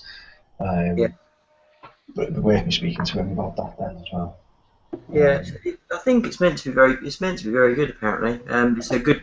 If you've got card games going on in your store, it might be a good crossover point just to try and sign up additional customers. Yeah, and it's not an expensive thing for me to buy. From a buying point of view, for me, it's not that expensive. Magic can be expensive because you've got to buy the booster boxes, and they cost me like 50 quid a box. But the turnover on them is that quick. I might buy £1,000 worth of boxes, but I'll sell £1,000 worth of boxes in a week, because when that new edition comes out, they'll all be pre-ordered. So the money's in the bank before I've even spent it, sort of thing, is what I'm led to believe. And it's not a case of, whereas with GW, when they bring a new codex out, the old one is pretty much fit to burn. You keep it for imagery and that, you don't use it anymore. When Magic bring a new box out, the old one's not unusable. It's still current for 2 years or something before it completely gets phased out. So I believe I've got to see the mechanics of it myself, but that's what I'm led to believe. Still on the subject of 40k Conquest, that's actually done by Fantasy Flight Games. Oh, is it? Yeah. Right, do they do X-Wing? Yeah. Grawley's Lair, evening folks. Evening mate, you alright? Okay. He's jumped in, said hello. And now I'm going to tell you what happened yesterday. So, I couldn't get my head around this at first. As you can probably tell now, I'm still I understand it now, but it doesn't compute with me. For the last however many years, I've been looking at company accounts for sales departments for motor dealers and saying, right, well, you need to improve here and here. So what we'll do is we'll do this and this will make more money, and we'll do this and this will make more money, and we'll get rid of this and that, will save money. Basic business troubleshooting. But the one thing that's always rang true with it is having money in the bank is a good thing. Making profit is a good thing. The only time you would ever want to show that you're not making money is if you wanted to avoid paying tax. I think I'm right in saying that. I think that stands. Any business, any self-employed business starts up. If you don't want to pay tax, then you don't show that you're making any money. And if you want to get a mortgage, then you show that you're making money, and unfortunately you have to pay taxes, but at least you're making money. I'm getting an investment loan off a company, and I've got to sit in front of this panel to tell them why they should give me the money. Now, it's a foregone conclusion that I've got it. As I said before, that there's that tiny percentage that I'm not going to. And the reason it's foregone is that the guys who, my accountant and my business advisor, who will be sat either side of me, are best friends with the director of the funding panel. So I'm kind of buying the decision almost, if that makes any sense. Whereas the accountant's doing me cash flow and 3-year forecast and me profit and loss and all that business on this fancy spreadsheet that is more in depth than anything I've ever seen before.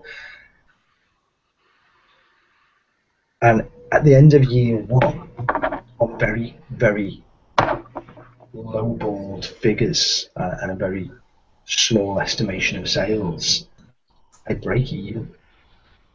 And at year 2, I make a big profit.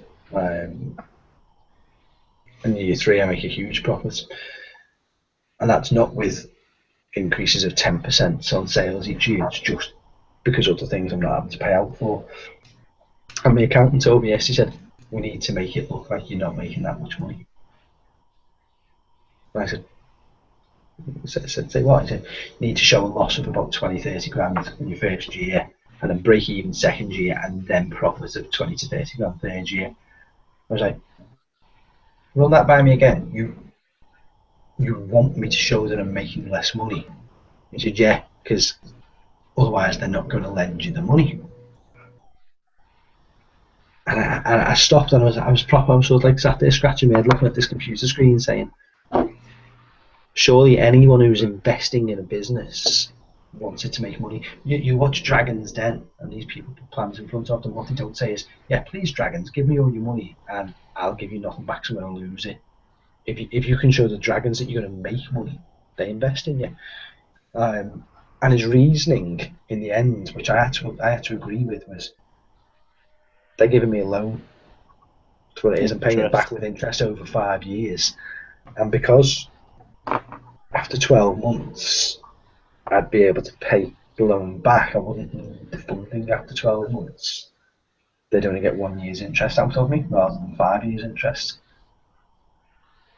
And I said, yeah, but if it's in their terms and agreements that I don't get any benefit for early repayment, i.e. the interest is fixed for the term regardless, which it can be on an investment loan, so then they're getting the money one way or the other, but at least they know they're going to get it back. He was like, no. He said, you've got to show that you're earning less. I was like, well, that is absolutely brilliant news, because in a bad market, my company was already showing that it was going to do well. And if I'm showing that I'm going to make less, but I'm still going to make money even by making less, I thought, well, I've never seen that before. Absolute mind blown with that yesterday. I've got to show an investor that I'm not going to make any money, so I'm not going to give them their money back. It was like, okay, yeah. Show them that I'm going to make money and they won't give me. Show them I'm not going to make money and they'll give me money. Go figure.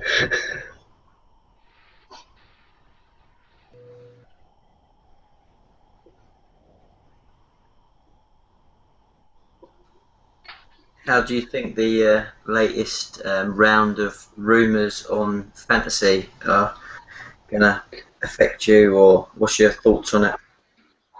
I've not listened to them, to be honest, Ace. After I did that big rant video, I've kind of stayed away from fantasy rumours because rumours just wind me up.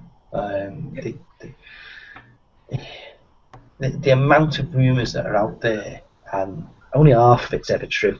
I mean, we know as 40k players, we must be on our 25th Sisters of Battle Codex now, because that comes out every month, apparently. And Gene Stealer cults, they're coming out weekly as well, aren't they? Fantasy's getting 9th edition. It's going to be June, July, August. It's going to be this summer. It's either going to be brilliant and I'll make a lot of money out of it, or it'll be the same as what it is now and I'll make a trickle out of it. In my stocking projection that I put together, I've took a very reserved approach to fantasy. I've took one of everything, and if 9th edition's crap and doesn't get picked up on and people aren't interested in it, then I won't take one of everything. The reason I have a costed one of everything is to then allow me to take more of the things that I need to, depending on what happens with 9th. I need to budget for it, and that's the only way I could figure to do it. But I think it'll be good. The game needs it. Yeah. Well, in a nutshell, what came out today, and as I said, it might be completely rubbish. Who knows? We don't know exactly, as you said, but apparently they are almost made to measure. They're going to make it so similar to 40k, it's unreal, which to me makes total sense. Yeah. So apparently, from as soon as it launches, everything will be on round bases. You'll still be able to use square bases, but everything will be released on round bases from then. They'll do a conversion base, so you can still rank up on round bases, but you'll be able to use anything in skirmish, and you'll get certain benefits from units that can rank up if you rank them up. Mm-hmm. And then apart from that, you're going to be able to have Unbound. It's going to be similar type missions, and they're basing it apparently, and I said, I don't know, it might all be wrong, off almost like a made-to-measure 40k system. And I mean, in my mind, kind of from signing people up, how good would that be? The models are already cool, you know. Yeah. How easy would it be if you've got a 40k player to go, hang on a minute, how about trying this out? It's exactly the same. You can play this, you can learn this within a couple of minutes, and now start a new army, and away you go. I think it makes complete sense, personally, from someone who's always dabbled on the outside of fantasy but always played 40k. I've always wanted to get into fantasy, but it feels like learning a completely new game system. Yeah. But at that point then, so to be devil's advocate there, and I'm not a fantasy player at the moment. I'm building a fantasy army, but I've never played a game. But I've not played a game in the last 25 years of it. I don't believe that it's all going to go round bases. I believe all skirmish units are going to go round bases. And at Warhammer World's grand opening, the fantasy stuff that they had on display, there was some stuff on round bases, but there was skirmish units that not round bases. It was only a couple of lizardmen things. There wasn't as much as everyone was making out. Exactly, and it would make sense for the skirmish units to be on round bases, and a couple of big monsters as well. Yeah, so standalone things. Why done? It's what, sorry? Was that because that was prior models already? Because you know what Warhammer World's like. It's got an extensive range that's already kitted up, ready to go at all times. Is it because of course. Your models were the ones that were on round bases, and the ones that they already had in place they just chucked out on square because there's no reason why not to at the moment? You could argue that, but at the same time you look at the 32mm bases and they were getting produced. The date on the bottom of them is 2013, so they were in production 2 years ago. Yeah, we've only just seen them this year. They're that far ahead of themselves, and they've got that many teams of army painters that if they wanted to show us, it might happen. It doesn't rank up well. Ranking round bases doesn't work as well as ranking square bases. I think that will be the issue. Yeah. If they try to do a conversion base, go on, Chris. Sorry. I think we were about to go on to the same point. The conversion base for the War of the Ring thing they did. Yeah, the worked Lord of the quite Rings well. thing. Yeah. Yeah. It's Then it just you makes the plug base your round even base. bigger, which then makes you rank It's a bigger movement than it tray. needs to be. Yeah. Oh, it's just a movement tray, sorry, yeah. Which is fine, but then if you're trying to Yeah, it was a put movement 100 tray. goblins in a unit which are on 25mm square bases, to make them into round bases, they need to go into 30mm bases. A 25mm square fits in a 30mm circle. That all of a sudden becomes a huge unit of goblins then. I don't know, and I'm speculating, which is something I said that I wouldn't. But my point that I wanted to make though was it makes sense to make it like 40k. I understand why both Ace and Paul you would say that, but at what point do they need it then? Why make another? They've got 40k, so why make another 40k just with goblins, high elves, dark elves, and lizard men? They've already got 40k doing what 40k does. So fantasy needs something doing to it, but it doesn't need to be 40k. It needs to be simpler. It needs to be more inviting to new players, and maybe that's why it's going to be a much smaller skirmish-based game to get people in. But then the end times version, which would be the equivalent of what we know as Unbound in 40k, allows you to do your big apocalypse-style games. And that's where, if I had to put money on where it was going to go, I'd say they're going to have a small, easy game to get into, because Kings of War is so simple to get into. All the games that are out there, Games Workshop haven't been challenged for the first 20, 30 years that they were out there. In the last 10, 15 years, all these other companies are coming out and they're making games that are good. The models are getting better. Not as good as GW, arguably, but they're getting better. And as a result, Games Workshop having to take a step back and go, right, we're always going to win with 40k because we've got such a following for it, but fantasy's dwindling a bit. We need to reinvigorate it and make it so that people play our game and not Mantic's game or not Privateer Press's game or whatever. What are they doing? We'll do it this way. And that's how I think it will go. I think it will be in line with 40k, but not the same.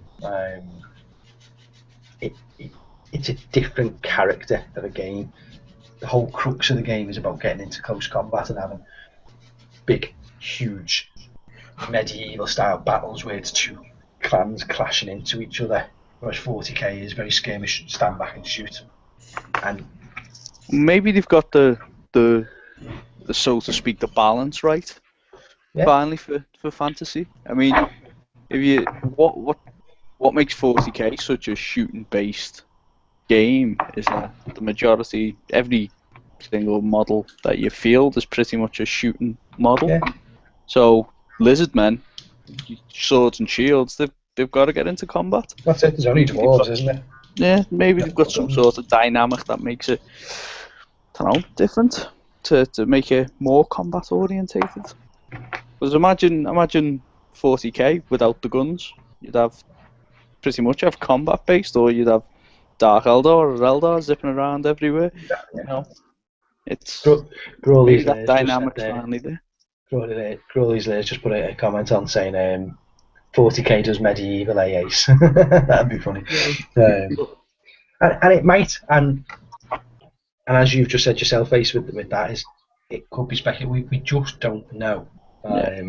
Everybody's got their wishes. The people who, what I feel sorry for is if they do change it, if it becomes 40k, you're gonna lose a lot of hardcore fans, I think. You will, but those hardcore fans, I don't think are spending much money at the moment anyway, because they've bought everything. Yeah, true. I think TW know that, don't they? Let's be honest. Armies and armies.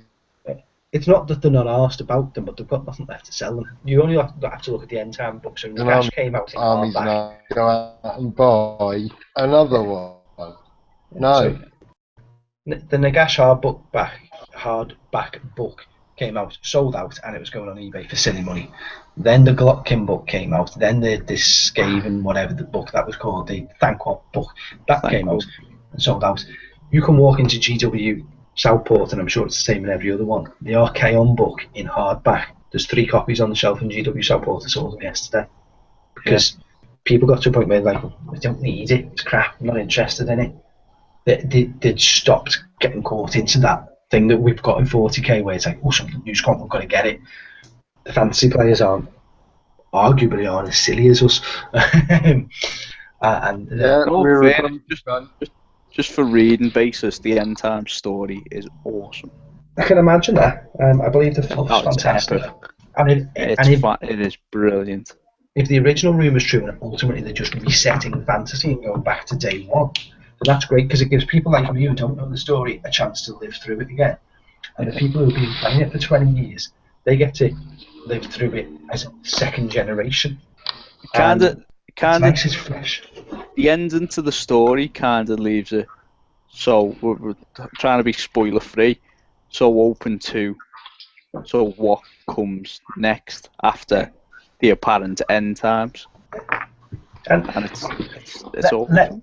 Let's not forget that as much as GW makes some mistakes, and they do, let's be honest, GW make lots of mistakes, that they are a business and they're not stupid. No. They will get, and I'm going to refer to, I don't know whether he'll be watching this, and I'm sure he wouldn't be bothered anyway. In fact, I put my comments onto the page with it. Spud did a video the other day. It's a bit of a rant about GW, and in fact, Ace, you commented on it as well. And we pretty much had the same thoughts on it.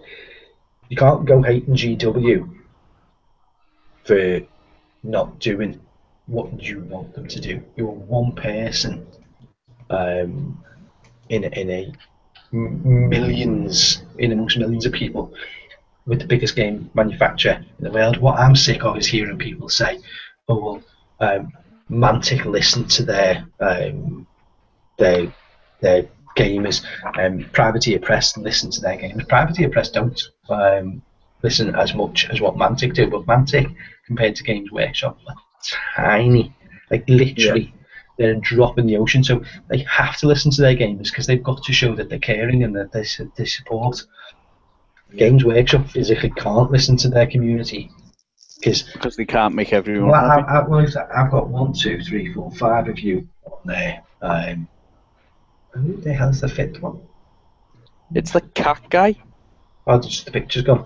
Okay, so I've got 4 of you on there that I'm talking to, and if I make you happy with a rule, Paul, because you want something in place, you want something to change, then the chances are Chris might be happy with it, but Mike and Ace aren't going to be happy.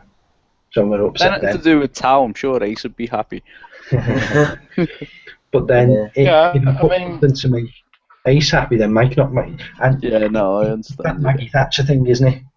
You can please some of the people some of the time, but not all of the people.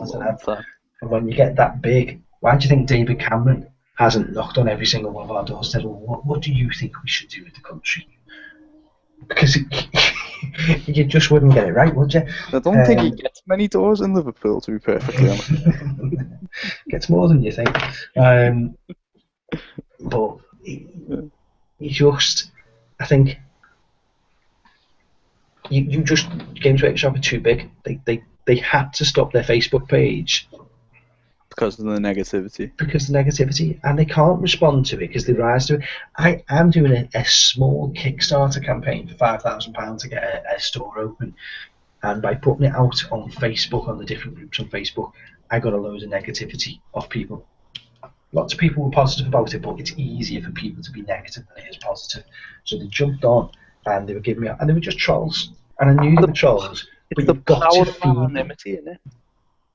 But you've got to feed the trolls, because if you don't feed them, then you look weak, and nobody wants to believe in somebody who's weak. So you've got to feed them, but then you get caught into that trap. So you feed them enough before you just kick them to the side. And that's what Games Workshop were doing. They were just constantly fighting fires. You can't put any comments on their YouTube videos because they know that if they open comments, they get loads of good comments, but they get so many people who just are uneducated fools who want to hate them. And that's not to say that everybody that dislikes GW is uneducated, but that's what my rant was about a few months back. It's people who don't understand business, don't understand how a business operates and works, and they just jumped on the back of what somebody else has said and heard what somebody else has said and go, oh yeah, well, that means just GW are a bunch of idiots and they've got no idea to run a company and they're going to bust next year. Yeah, a company that's got £56 million sat in its bank, physical cash sat in its bank, fine, they didn't make as much money last year as they did the year before. They still made money. And that's a big key indicator. They still made money, just not as much. We're still coming out of a recession. Inflation's gone down again. And the tied into, obviously, like you were saying earlier on, the new line contract where they've had to invest in development miniatures. Do you know what I think the biggest reason GW didn't make as much money last year as they did the year before? The year before, they released Dark Vengeance, and just before their fiscal year ended in June, they released Space Marines, which is always a big seller for them. Yeah. The year after, PlayStation 4 and Xbox One came out, and they hadn't released new consoles for a long time. They will always outsell models. And as a parent, now obviously my little girl is far too young, but if I was a parent of a teenager and my son or daughter said to me, oh, I really, really want this new PlayStation and I want all this Warhammer stuff, I'm buying them the PlayStation before I buy them the Warhammer stuff, because that lasts longer and their interest will be piqued for long with that. This might be a fad. So your Christmas sales, you're going to lose out to two huge big consoles. Yeah, you're losing out to companies that GW can't even compete with. Exactly, but they still made money. It's just, and 7th edition is so good. After all the, and you look at it, 7th edition came out and everybody moaned about it. Everybody said, "Oh, it's this, it's that, it's the other. It's no good. It's overpowered. It's broke the balance. Oh, we haven't even had 6th edition for 2 years, and you brought this out, and actually, it's the best thing that's happened to the game. It's so good." 7th edition, in my opinion, personally, is one of. I got back into it during 6th, and I played 4th and 3rd and 4th. And 7th has been more enjoyable. I've had more enjoyable games with the new format and the way they play. You do whatever you want to do, doesn't it? Yeah. I will totally own up to that, because I didn't have sort of a major squinny I'm going to rant about Games Workshop, but that's why I wandered off and looked at Malaphone, was the release of 7th. Yeah, then you played it last week, didn't you? I wasn't happy about it, and I haven't played it yet. I'm sure you know you were reading through the rule book. This week I started looking at the rule book, and actually, it's good. It's nice. It's just, I like it. That's it. And you know, if we strip it back, if we forget that it's Games Workshop, if we forget the haters are going to hate, and I live in Liverpool. I'm an Evertonian, but I live in Liverpool. Therefore, I shouldn't really have anything good to say about Manchester United.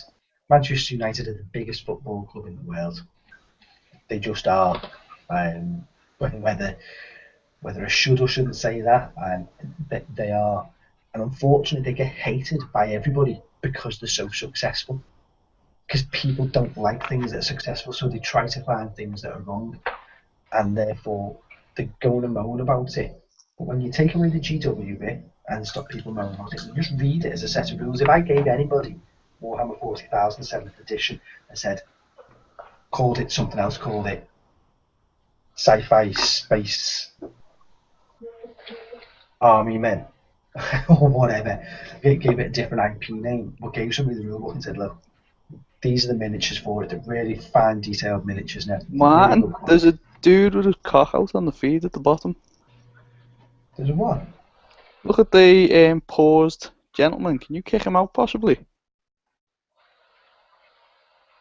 Yeah. Reject. I didn't even notice that. Dirty scumbag. Whoa. There's always one has to ruin it, isn't there?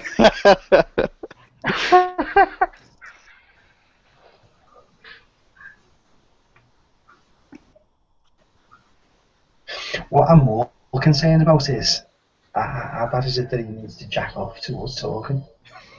That's like really bad. You need to come and get out of life. So, He's got some problems, isn't he?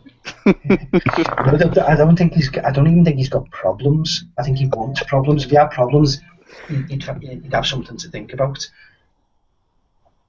That's the only issue with putting this out as Live open feed. to anyone. Yeah. Nice one for spotting that, by the way. I'm kind of glad I didn't spot it. Wish I hadn't spotted it, but hey ho. I almost said something then, and then I remembered we're live, so I stopped. All these layers just said that in business you can give someone something for free and they will still complain about it. There will always be people that are negative about what you do, regardless. But a lot of companies, and I can't read the rest, because it's only fine.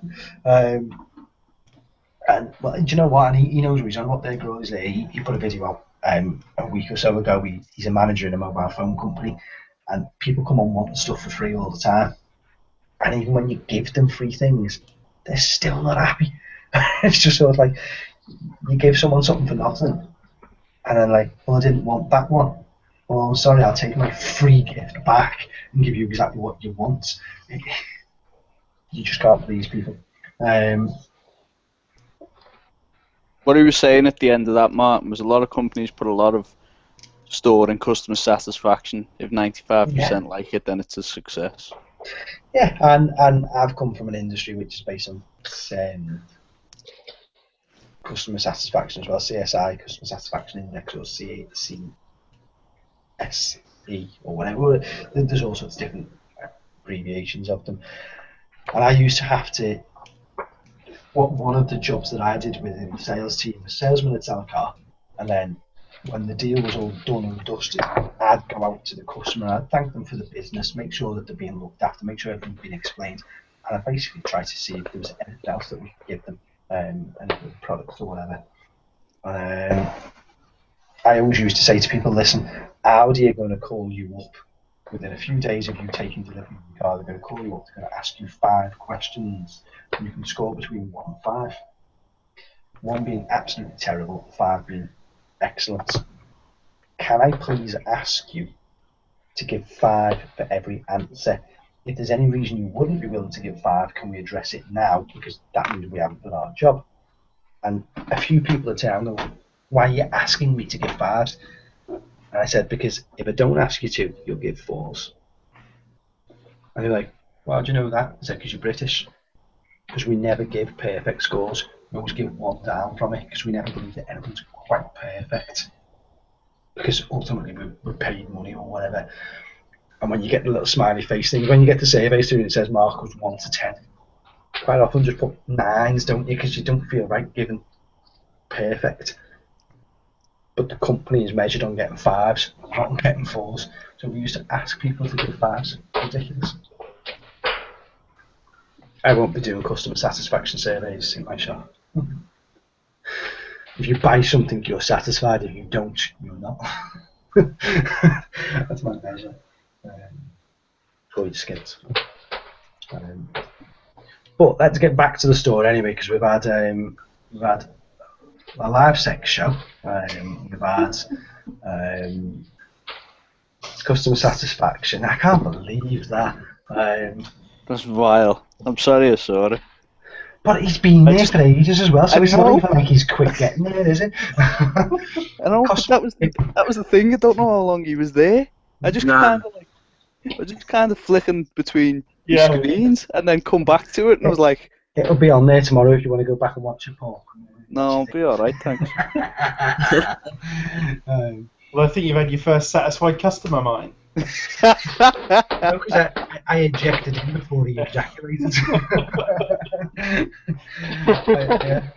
I ejected him. If it was one of those premium lines, it'd have cost me a fortune to get there.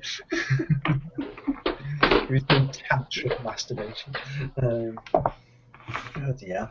Yeah, we talked about That's not the type of war games we're offering people, by the way.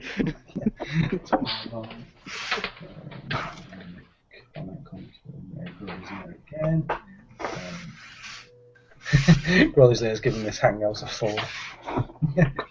Right, after what I've just seen going on there, I wouldn't even give it a 1. We've had no pledges stuff. Well, we have pledges, but we had 2 pledges. Last week we were getting lots of pledges. So hopefully they'll kick in with the weekend when people are watching. If they want to sit there and watch 3.5 hours we've been going for now. Just put in the description of it. Stay towards the midpoint. There's a big surprise. Yeah, 3 hours 17 minutes to 3 hours 57 minutes. God, dirty scumbag.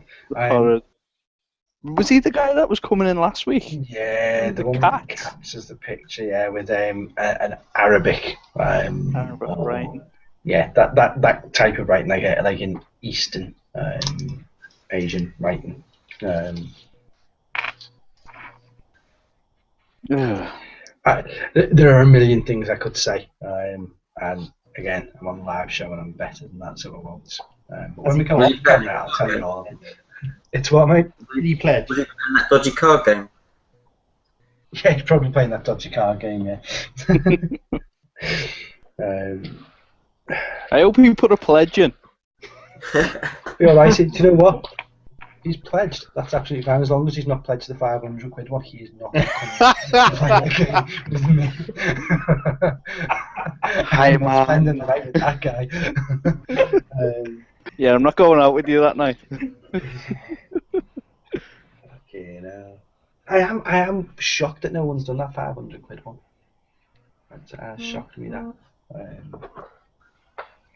And the £1,000 one, I thought.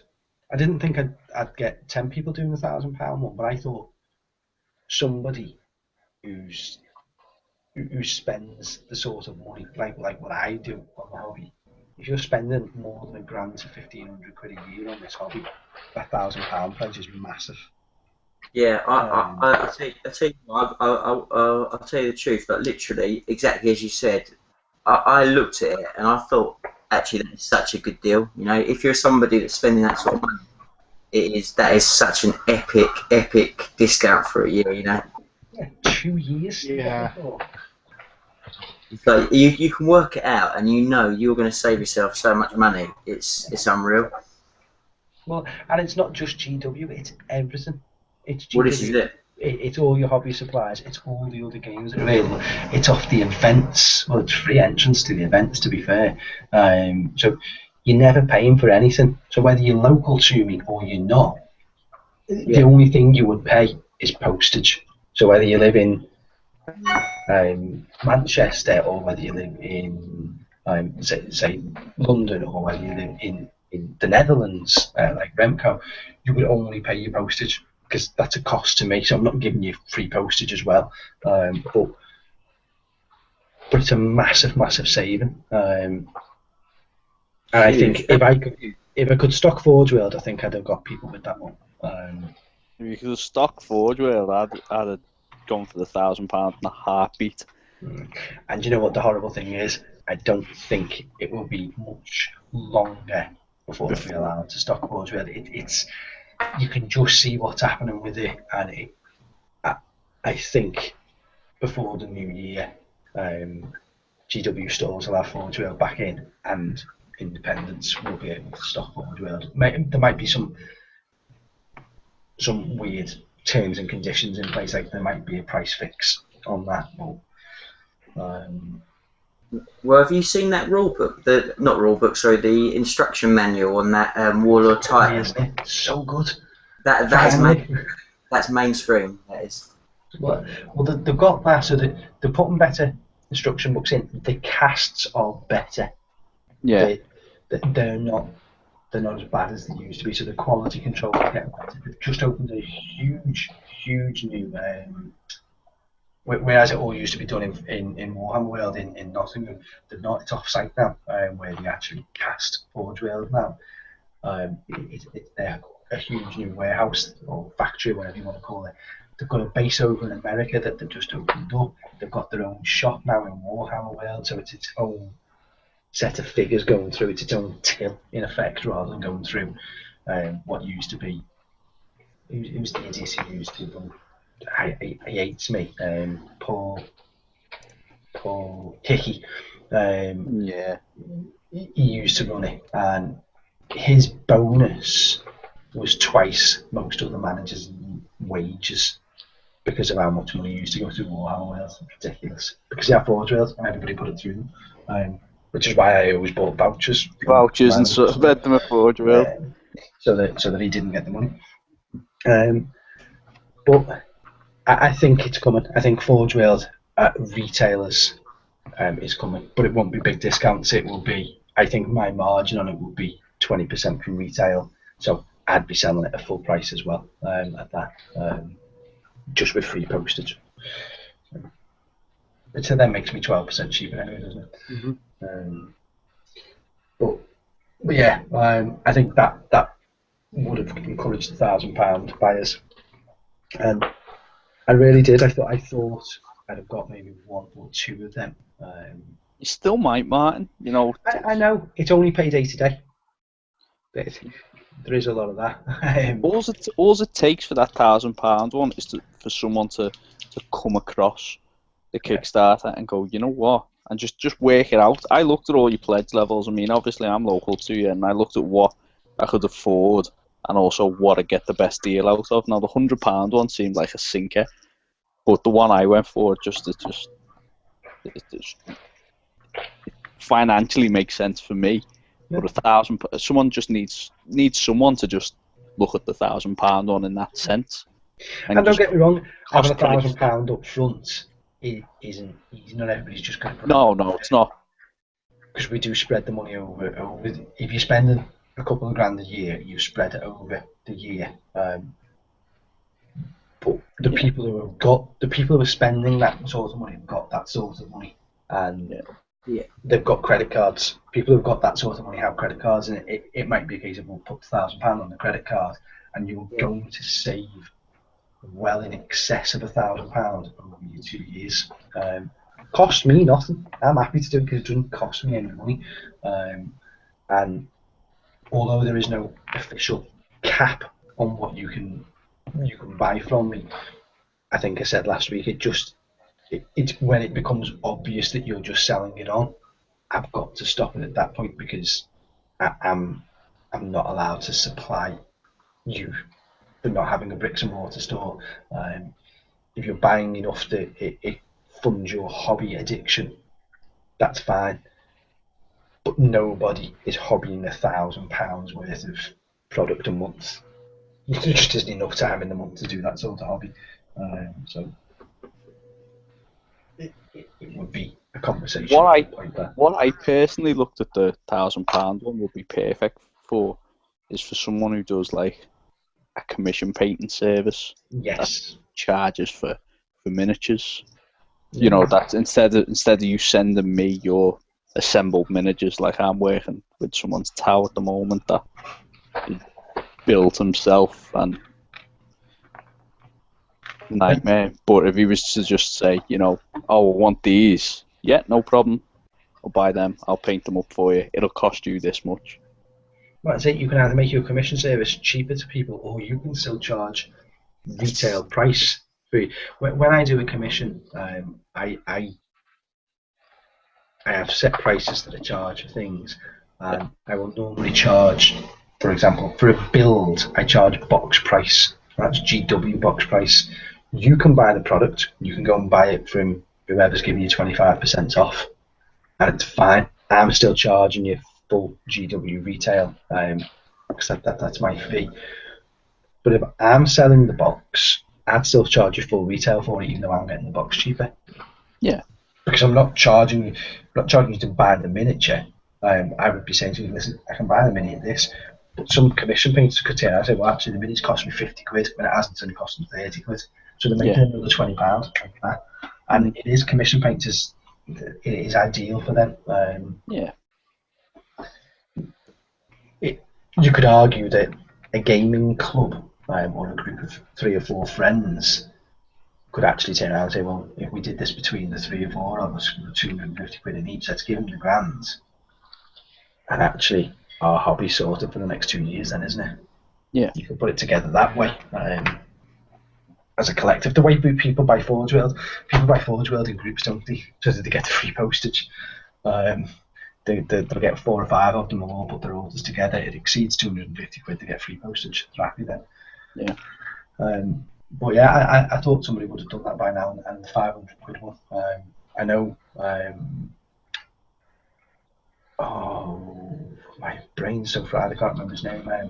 The guy over in Ireland, who's John.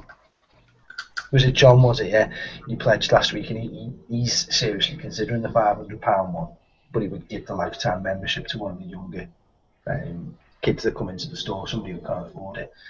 But he likes the idea of playing that. He said he's put, I think he had about 50 or 100 in last week, and he's waiting now to see how much money he's got. Because that's the other thing I wanted to say, and again, where people are up to in the video is, I started on this before. You can pledge £1 today, and then tomorrow you might go, do you know what, actually I'll make it a tenner. You don't have to re-pledge. You can just increase or decrease your pledge at any time whilst the Kickstarter is live. So if you pledged £1,000 today, and then all of a sudden you thought, you know what, actually I'm not going to get the benefit out of that, you can decrease it right down to £1. It'll mess my head up completely, but you can do it. I'm going to get people doing that now, aren't I? But you can increase and decrease. Yeah, you can increase and decrease your pledge right throughout the campaign. So by all means, if you know you're going to pledge before the month's out, just stick a quid in. And then if you know towards the end of the campaign, you think, do you know what, actually it is the £10 one I want, and I can afford it, and it's a raffle ticket, and I might get 75 quid's worth of products, and just increase it to a tenner. If you get more money and you think, actually I want the free membership for you, increase it to 50 quid.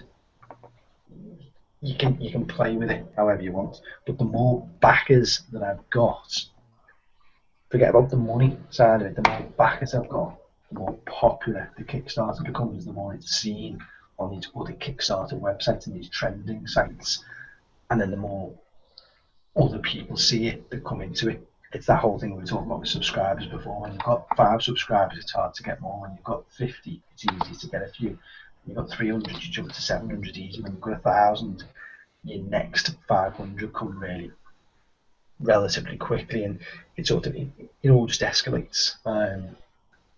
So it's about trying to get backers as well as money. So back on again about that. Another thing I wanted to talk about was, I mentioned this last week to, I think you were still on, Paul, at the time. I spoke to my web developer, web designer even, sorry, and he said it's possible. I'm going to do that option where you click on the models that you want and everything, and when you put them into cart, you then have the choice when they're in cart. Do you want the model built and painted, or the model built, painted and foamed? So at the top one, it'll be built with magnets, painted to an agreement between us, and it comes with its relevant battle foam to fit it for whatever models you bought. And the more I thought about that throughout the week, I thought, cost me nothing to have that feature in there, and the amount of people who will just take that up, I think it's big, isn't it? So you're going to have commission painting from the go then, yeah? Yeah. Right, I'm going to have to head off, guys. Sorry to interrupt. No problem, Chris. Thanks for sticking with us, mate. I shall catch you later. Yeah, it has been fun. Easy. See you later. See you later, Chris. Thanks, mate. Bye-bye. Bye-bye. Yeah, I'll have commission painting from the go. I might have to enlist some commission painters. who will obviously meet a certain standard. I'm only ever going to offer. I'm not going to do a sort of. Do you want level 1, 2, 3, 4, 5, 6, 7? You'll get one standard of painting, which will be above tabletop, but it's not going to be any golden demon winning stuff. But that way, it's less confusing. You're not sort of trying to sell better levels of painting. You're not asking your painters to paint worse. And where that comes from is I look at Clay, Clay Dog 33 Clayton. He's an exceptional painter, and he's trying to do a tabletop standard commission for someone, and he doesn't like what he's done because it's taking him longer to paint worse than to paint well. But if he paints well, he's got to charge more money for it, and it's harder for him to paint worse. And I just think, well, do you know what? I will just pay my commission painters to paint at a certain standard, and whatever that standard is their standard, and you get that as a customer. I mean, I do some commissions, but I don't do a lot.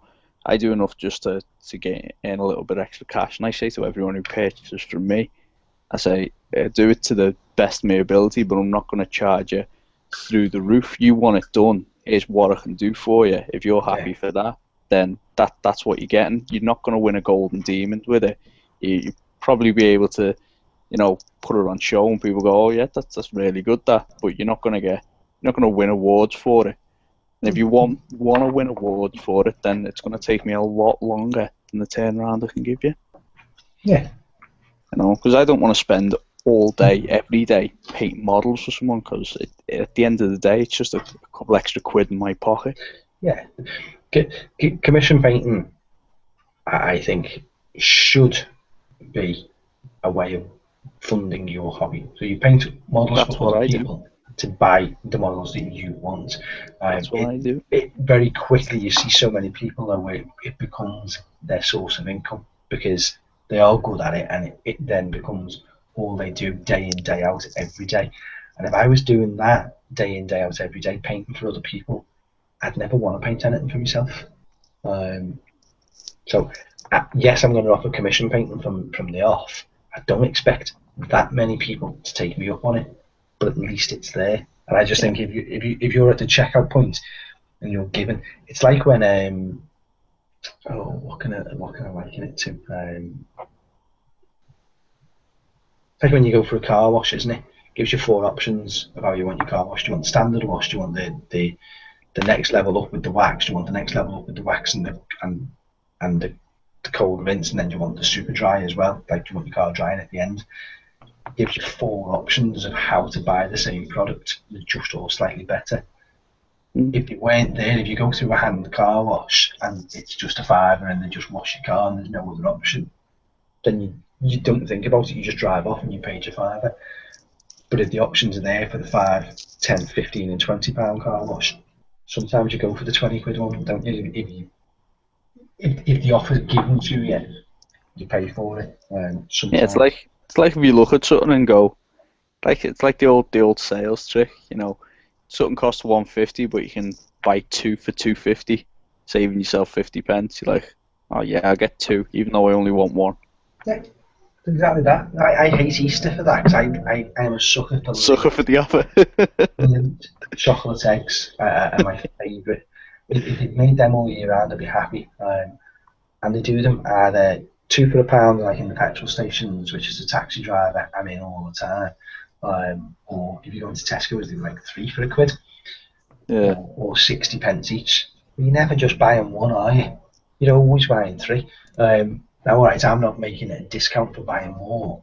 What I'm doing is I'm putting the offer in front of somebody's nose, rather than then emailing them afterwards or having a section on the webpage where it's dropped out that we offer a commission build and paint service.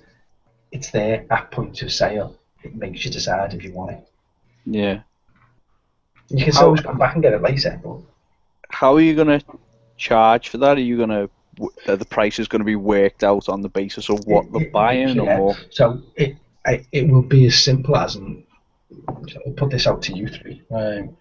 So box price for build, which would include magnetisation, and then box price again for paint, including a base, and then the foam. I'd have to think about the foam. Maybe I wouldn't offer the foam actually, because it gets a bit complicated then. Well, you'd have to obviously make contact with them as well about the definitely afterwards. style. So there's possibly where you could offer the foam. Yeah, but I just think so. If it's a £30 model, then you're going to pay £30 to get it built. You're going to pay another £30 to get it painted. So you can either just spend £30 on your Flying Hive Tyrants, or you can spend £90 on a built, magnetised and painted Flying Hive Tyrants. If you click the £90 option, that will come straight off your card. That will be your purchase price. I would then be in touch with you saying, right, what colours do you want to paint in? Is there a specific colour scheme you've got? Does it need to match your current army? And then we talk, as any commission painter will talk to their clients. Yeah. But it just means that you're dangling the carrot in front of people straight away, aren't you? Especially people who are buying new armies because they've got a tournament coming up and they think, oh yeah, I need that new whole Necron army because I need to win this tournament. All of a sudden that new Necron army can be built and painted as well. Ooh, that makes life easier for me. Makes life easier if you're having your commission to paint Necrons. Well, yeah, especially with Necron with the silver spray. So on the subject, I know we were talking about night miniatures and is it night models and the Batman games. I'm just on Twitter here at the moment, and someone's posted a load of pictures of games that they've been playing, and the models are incredible. Oh, they are. They really are. Unreal. I'm just looking at a scarecrow here. It's amazing, isn't it? Oh, it's incredible. Do you know if you think they're good, the Alien vs Predator ones are even better. Yeah. Yeah, they are literally the best miniatures. Have you got your copy yet? No. 20th of June they get shipped out, so I'll have mine on the 20. Well, I'll have mine when I come back from Warhammer Mania on the Wednesday. They'll be waiting for me at home, supposedly. But the photographs I've seen of them and the images I've seen of them. Well, hasn't Brian got an unboxing on it now? He's got a copy, hasn't he? Oh, has he already got his, has he? That wouldn't surprise me, to be fair. I think there's a video on there now, I think. Brian as in Templar's Crusade? Yes. Yeah. I've just found the Alien vs Predator ones. They are awesome. Oh wow, they're cool. The aliens that are running along the floor. Whereas then you look at Terminator Genesis, and they're like something from 2000. They look like the old Starship Trooper models, where you can tell what they are, but you've really got to use your imagination. Starship Troopers, that would be an awesome tabletop game. They made it in 2002. Was it? Yeah. Yeah. That's what I'm saying. That's what I'm likening the Terminator miniatures to. It wasn't a very good game, to be fair, from what I've been told. No. Some comments just come on, and I can't read them all. So, Paul, can you just go in and have a look at them? Yeah, I'll check. Is it on YouTube? Yeah, one of them was about the sex show, which somebody was going to comment on it, obviously, but I think it was a funny comment. Crawley's Lair was saying something about commission being a good idea. Neil Young been listening in, didn't expect the sex show. Looks like it was cold in his room. That's it. Didn't know they came that small. I'm giving the Hangout a 4. That was Crawley's Lair, wasn't it? Yeah, I think that's it from what I can see. Nothing else. Knowlesy's just put one on, which is John from Dublin, who we were talking about before. Oh yeah. And I can't read all of it. Hey there, Martin. John from Dublin here. You are trying to do something good for the community, obviously as a businessman as well. Haters are just that, not willing to take risks, not happy to see anyone get on good in their life. Keep your chin up, mate. I'm sure you'll make your business a great success. Cheers, John. Nice one, mate. And is it Graal's Lair? Crawley's Lair, yeah. Like the commission levels idea, not seeing that anywhere else. That is something unique that you'd have, yeah. He's literally just put as well, it's been a blast, but time for sleep. So, good night, sir. Catch you soon. Crawley's Lair. Do you remember Mike who was on last week, Mammoth? Yeah. That's his dad. Oh, is it? Mike is Crawley's son, yeah.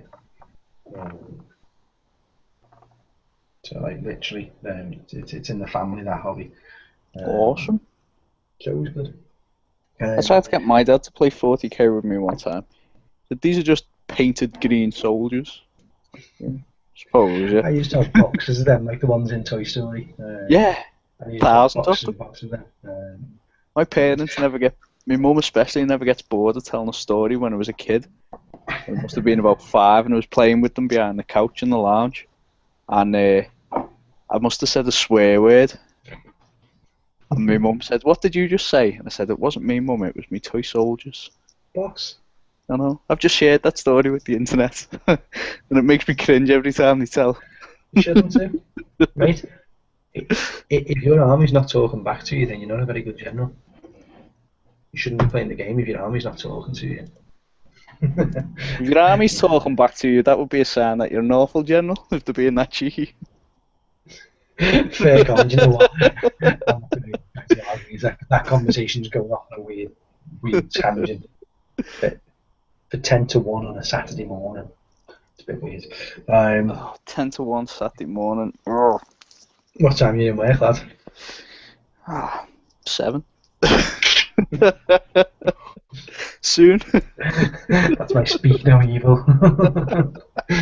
Do you know what? It's got that late. You may as well just stay up and just chill through it. I'm thinking that. How long do these hangouts normally last for? They can go 8 hours. It's not going 8 hours, but they can go 8 hours. I've done me and Jerry. I was hoping Jerry would come on tonight. I'm going to have to personally invite him to one of these, actually. Because Jerry or Jerkin, however you pronounce his YouTube name, I never know. But his name's Jerry. He's ex-GW manager from Belfast, and what that guy does not know about tabletop wargaming and miniature companies and past and present isn't worth knowing. He's literally a font of knowledge on all things wargaming. Awesome. He is. The input you can get from him. And when the store opened, he's got we had an 8-hour hangout and he's got all the GW stores used to have Space Marine helmets in them years back, and he's got the one from the Belfast store. It's an Ultramarine helmet apparently, with a little bit of damage, but he said that I can have it when the store opens, so I'll just need to airbrush it and paint it back up. But I'll have a proper Space Marine helmet in the store. Awesome. So I'm happy with that. I think they've got rid of the big Space Marine that they had in Warhammer World. I didn't see it. He's outside, isn't he? Oh, they moved it outside? I think there's one outside near the rhino. Oh, I don't know. They've got the one on the front, and then they've got another one outside the main office, and then they've got another one like that on the inside. But didn't they have like an Ultramarine? As you walked in the top of the stairs, because it's that big. You look at that bolter and you think there's no way that's only strength 4. No, not a chance. So I thought every time I walk past, there's no way that's only strength 4. You know what? I said that to Steph. I think I said there's no way that's AP5, because she come with me the first time I ever went to Warhammer World, and she was like, "What?" And I was like, "Oh, not. I'll tell you later." At that point, pat her on the head and tell her where the bar is. Well, I got us to play a game with me the other day. A 40k? Going on a 40k, not a game, like 6 Fire Warriors against 6 Fire Warriors, and I'm not ashamed to say she beat me. Is she interested though? No, not interested, not in the slightest. It was more pandering to me, going, "Oh, come on, it's raining, come on, just try to see, you might enjoy it. You had to use socks as terrain," and she was like, I said, "You hide me on that," and she was like, "It's a sock." Yeah, they don't have the same level of imagination. I remember when I got all my old school stuff out before I got back into it. I got all my old stuff out the loft, and I had high elves and goblins from the original Warhammer first edition. And I was like looking through the reference sheet and said to my missus, I said, have a little go with me. I said, just two squads, or 2 units versus 2 units. And she was there, and she was rolling dice. She went, so what am I shooting at? I said, well, your high up archers are shooting at which ones you want to shoot. She went, well, you tell me which one to shoot. I went, to your fucking army. I said, you tell me which one you want to shoot. I said, think about it. I said, what is a bigger threat to you? I said, is it the guys with the spears running at you? I said, or is it the guys with the little tiny bow and arrows who were shooting you? Something like that. And she couldn't put any imagination to it. As a result, she was just like, this is rubbish. And she hates the hobby, despises it. The only reason she's made up from opening a store is because all my Warhammer stuff will go out of the house and into the shop. It's the only encouragement to get is she'll get a house back. Yeah. Steph got me Space Hulk for Christmas just gone. That was re-released. I really wasn't expecting it was made up, and she was like, and you know what? I'll play a game with you. That was Christmas. Yeah, that was Christmas. I'm still not at that game yet. Have you played it? Not with her, but have you played the game? Yeah, played Space Hulk. Played Space Hulk a couple of times. But yeah, I was like, Space Hulk's amazing, it's awesome. She was like, get it, and I'll get it for you for Christmas. I was like, no. And she surprised me and got me. I was made up. I've got one in the loft, unopened, in the loft. Just never got round to it. Well, I was looking at getting that Assassin game that come out the other week. I was thinking, I'll give that a go. Yeah. Work it out. It's going to be 30 odd quid for the Assassins anyway when they come out each. Oh, no, it's more, isn't it? They're going to say like 18 to 20 quid each, and there's 4 of them. 20 quid, yeah. It's actually, you buy the 4 Assassins, get some Chaos Marines, a rule and book, a game, and some tiles, and a box with it for free. It's good value for money. Those it's like the Deathstone boxes and the Shield of Baal boxes. They're good value for money. Unless, like Mike, you buy it and then realise that you've got all the models that are already in it and you've got no interest in the mids whatsoever.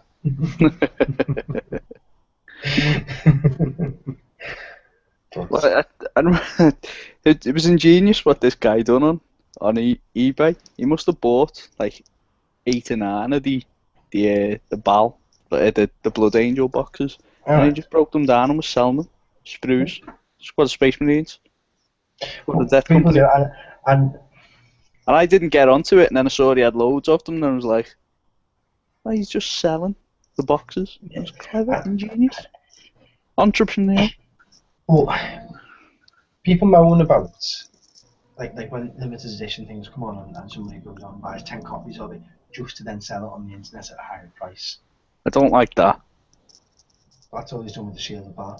He's just bought 10 copies and broke them down to make money. All he's done, he's got the money, he's found his place in the queue, he's queued up, he's got his set, and he's selling them and making money, which is every man's right to make a profit. But it then affects the gamers who genuinely wanted it for themselves and now having to pay more money. Then maybe they should have got in the queue quicker.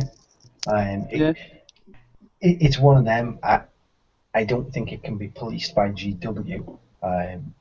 They're trying, in all fairness, because the limited edition stuff to one per order. But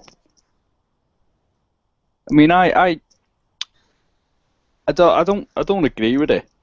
But if people are gonna do it, people are gonna do it. I mean, I've got the special edition Grey Knights, I've got the special edition Harlequins and the special edition Eldar books that have just came out, and I've got special edition Tau Codex, but that's because they're armies.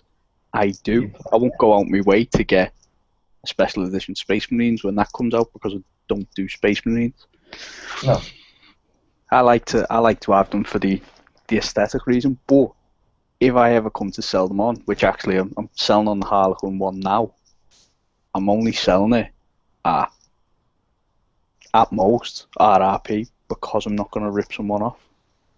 Because I am of the mindset, I'd rather someone have it who's going to appreciate it than try and rip someone off. Because you see them on eBay and they're 200, 250 quid. Yeah, but they don't sell for that, do they? That's the difference. You see them on eBay. It's like when you see that pro-painted, I'm not even getting into the pro-painted conversation. Let's just move along. Just, baffles me every time. But listen, guys, it's 1 o'clock. So it's a 4-hour show. So if there's nothing specific that I was particularly want to bring up, I'll call it there only because as it goes into a 5th hour, it's a longer watch for people on YouTube then. And It's short to sleep for me. but yeah, at least you get to go to sleep then as well. I need to go to sleep. I've got things to do tomorrow, and I'm out driving tomorrow night as well. I'm surprised you're not working tonight. I'm doing this is more important. Fair play.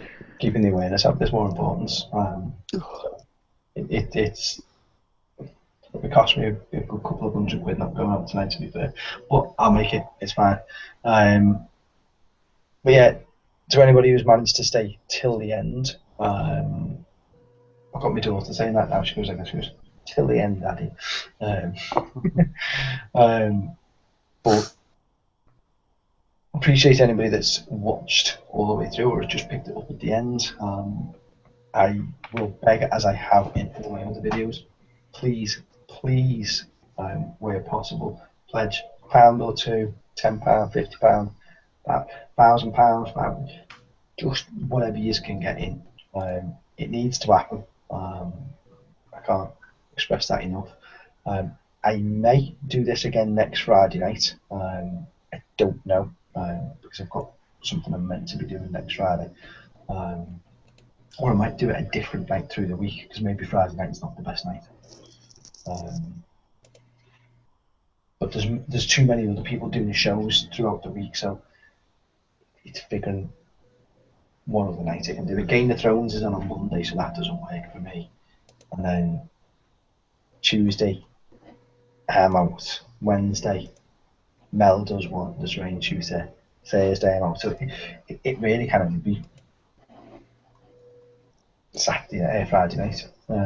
Anyway, that's me rambling. Yeah, get them in where you can. Those that have pledged, thank you very, very much. You all know who you are, and you all have thank yous from me. The ones that have pledged tonight will get those thank yous coming very soon. And do you guys have anything you would like to say before I close it? Let's get the support going. Keep pledging. Everyone will get the full benefit of War Games when it does open. So try and get over to the get over to Kickstarter and get the pledges going. No doubt there'll be a link, Wilder Martin, in the video. Yeah. Yeah, and if for some reason the link doesn't work, I don't see why it wouldn't, but if there isn't a link, then you go on to Kickstarter and type in War Games, and you will see that War Games symbol that is my logo. Click on that. But yeah, I'll put a link in. I think you can with a live show. I don't see why you wouldn't be able to. I'll put it in the comments anyway. Yeah, I echo that. You know, everyone get on board. You know, it's going to be an awesome shot. So you know, let's put the backing in now, and we'll all reap the reward later. So, but yeah, all the best, Martin. If I don't speak to you again in the next sort of week or so, but keep it going, and yeah, all the best, mate. Cheers, Ace. Yeah, same here, really. I mean, you know, just good luck with it. I mean, so close, nearly halfway there, and you know, with sort of half the time to go, it's it's within reach almost, isn't it? Yeah, it looks feasible. That's a good point actually, Mike. It is almost halfway there, and the project is exactly halfway through. So, fine. Tonight hasn't been as successful immediately as what last week was, but then we've not had the viewer base that we've had last week. What will happen is the viewers will come afterwards. Last week's videos had a good couple of hundred views, I think now, and people pick up on that. So it's the ripple effect, isn't it? So, but thanks for you three guys for sticking with me and listening to me waffle again and letting me talk. And I will speak to. I would imagine all three of you actually. I'll speak to you through the week at some point anyway. If not, then I'll either see you on the next one or as and when. Okay. Yeah. Right, guys, it's been emotional, and I'm going to say good night. Right, cool. Good night. Good night. Take it easy, guys.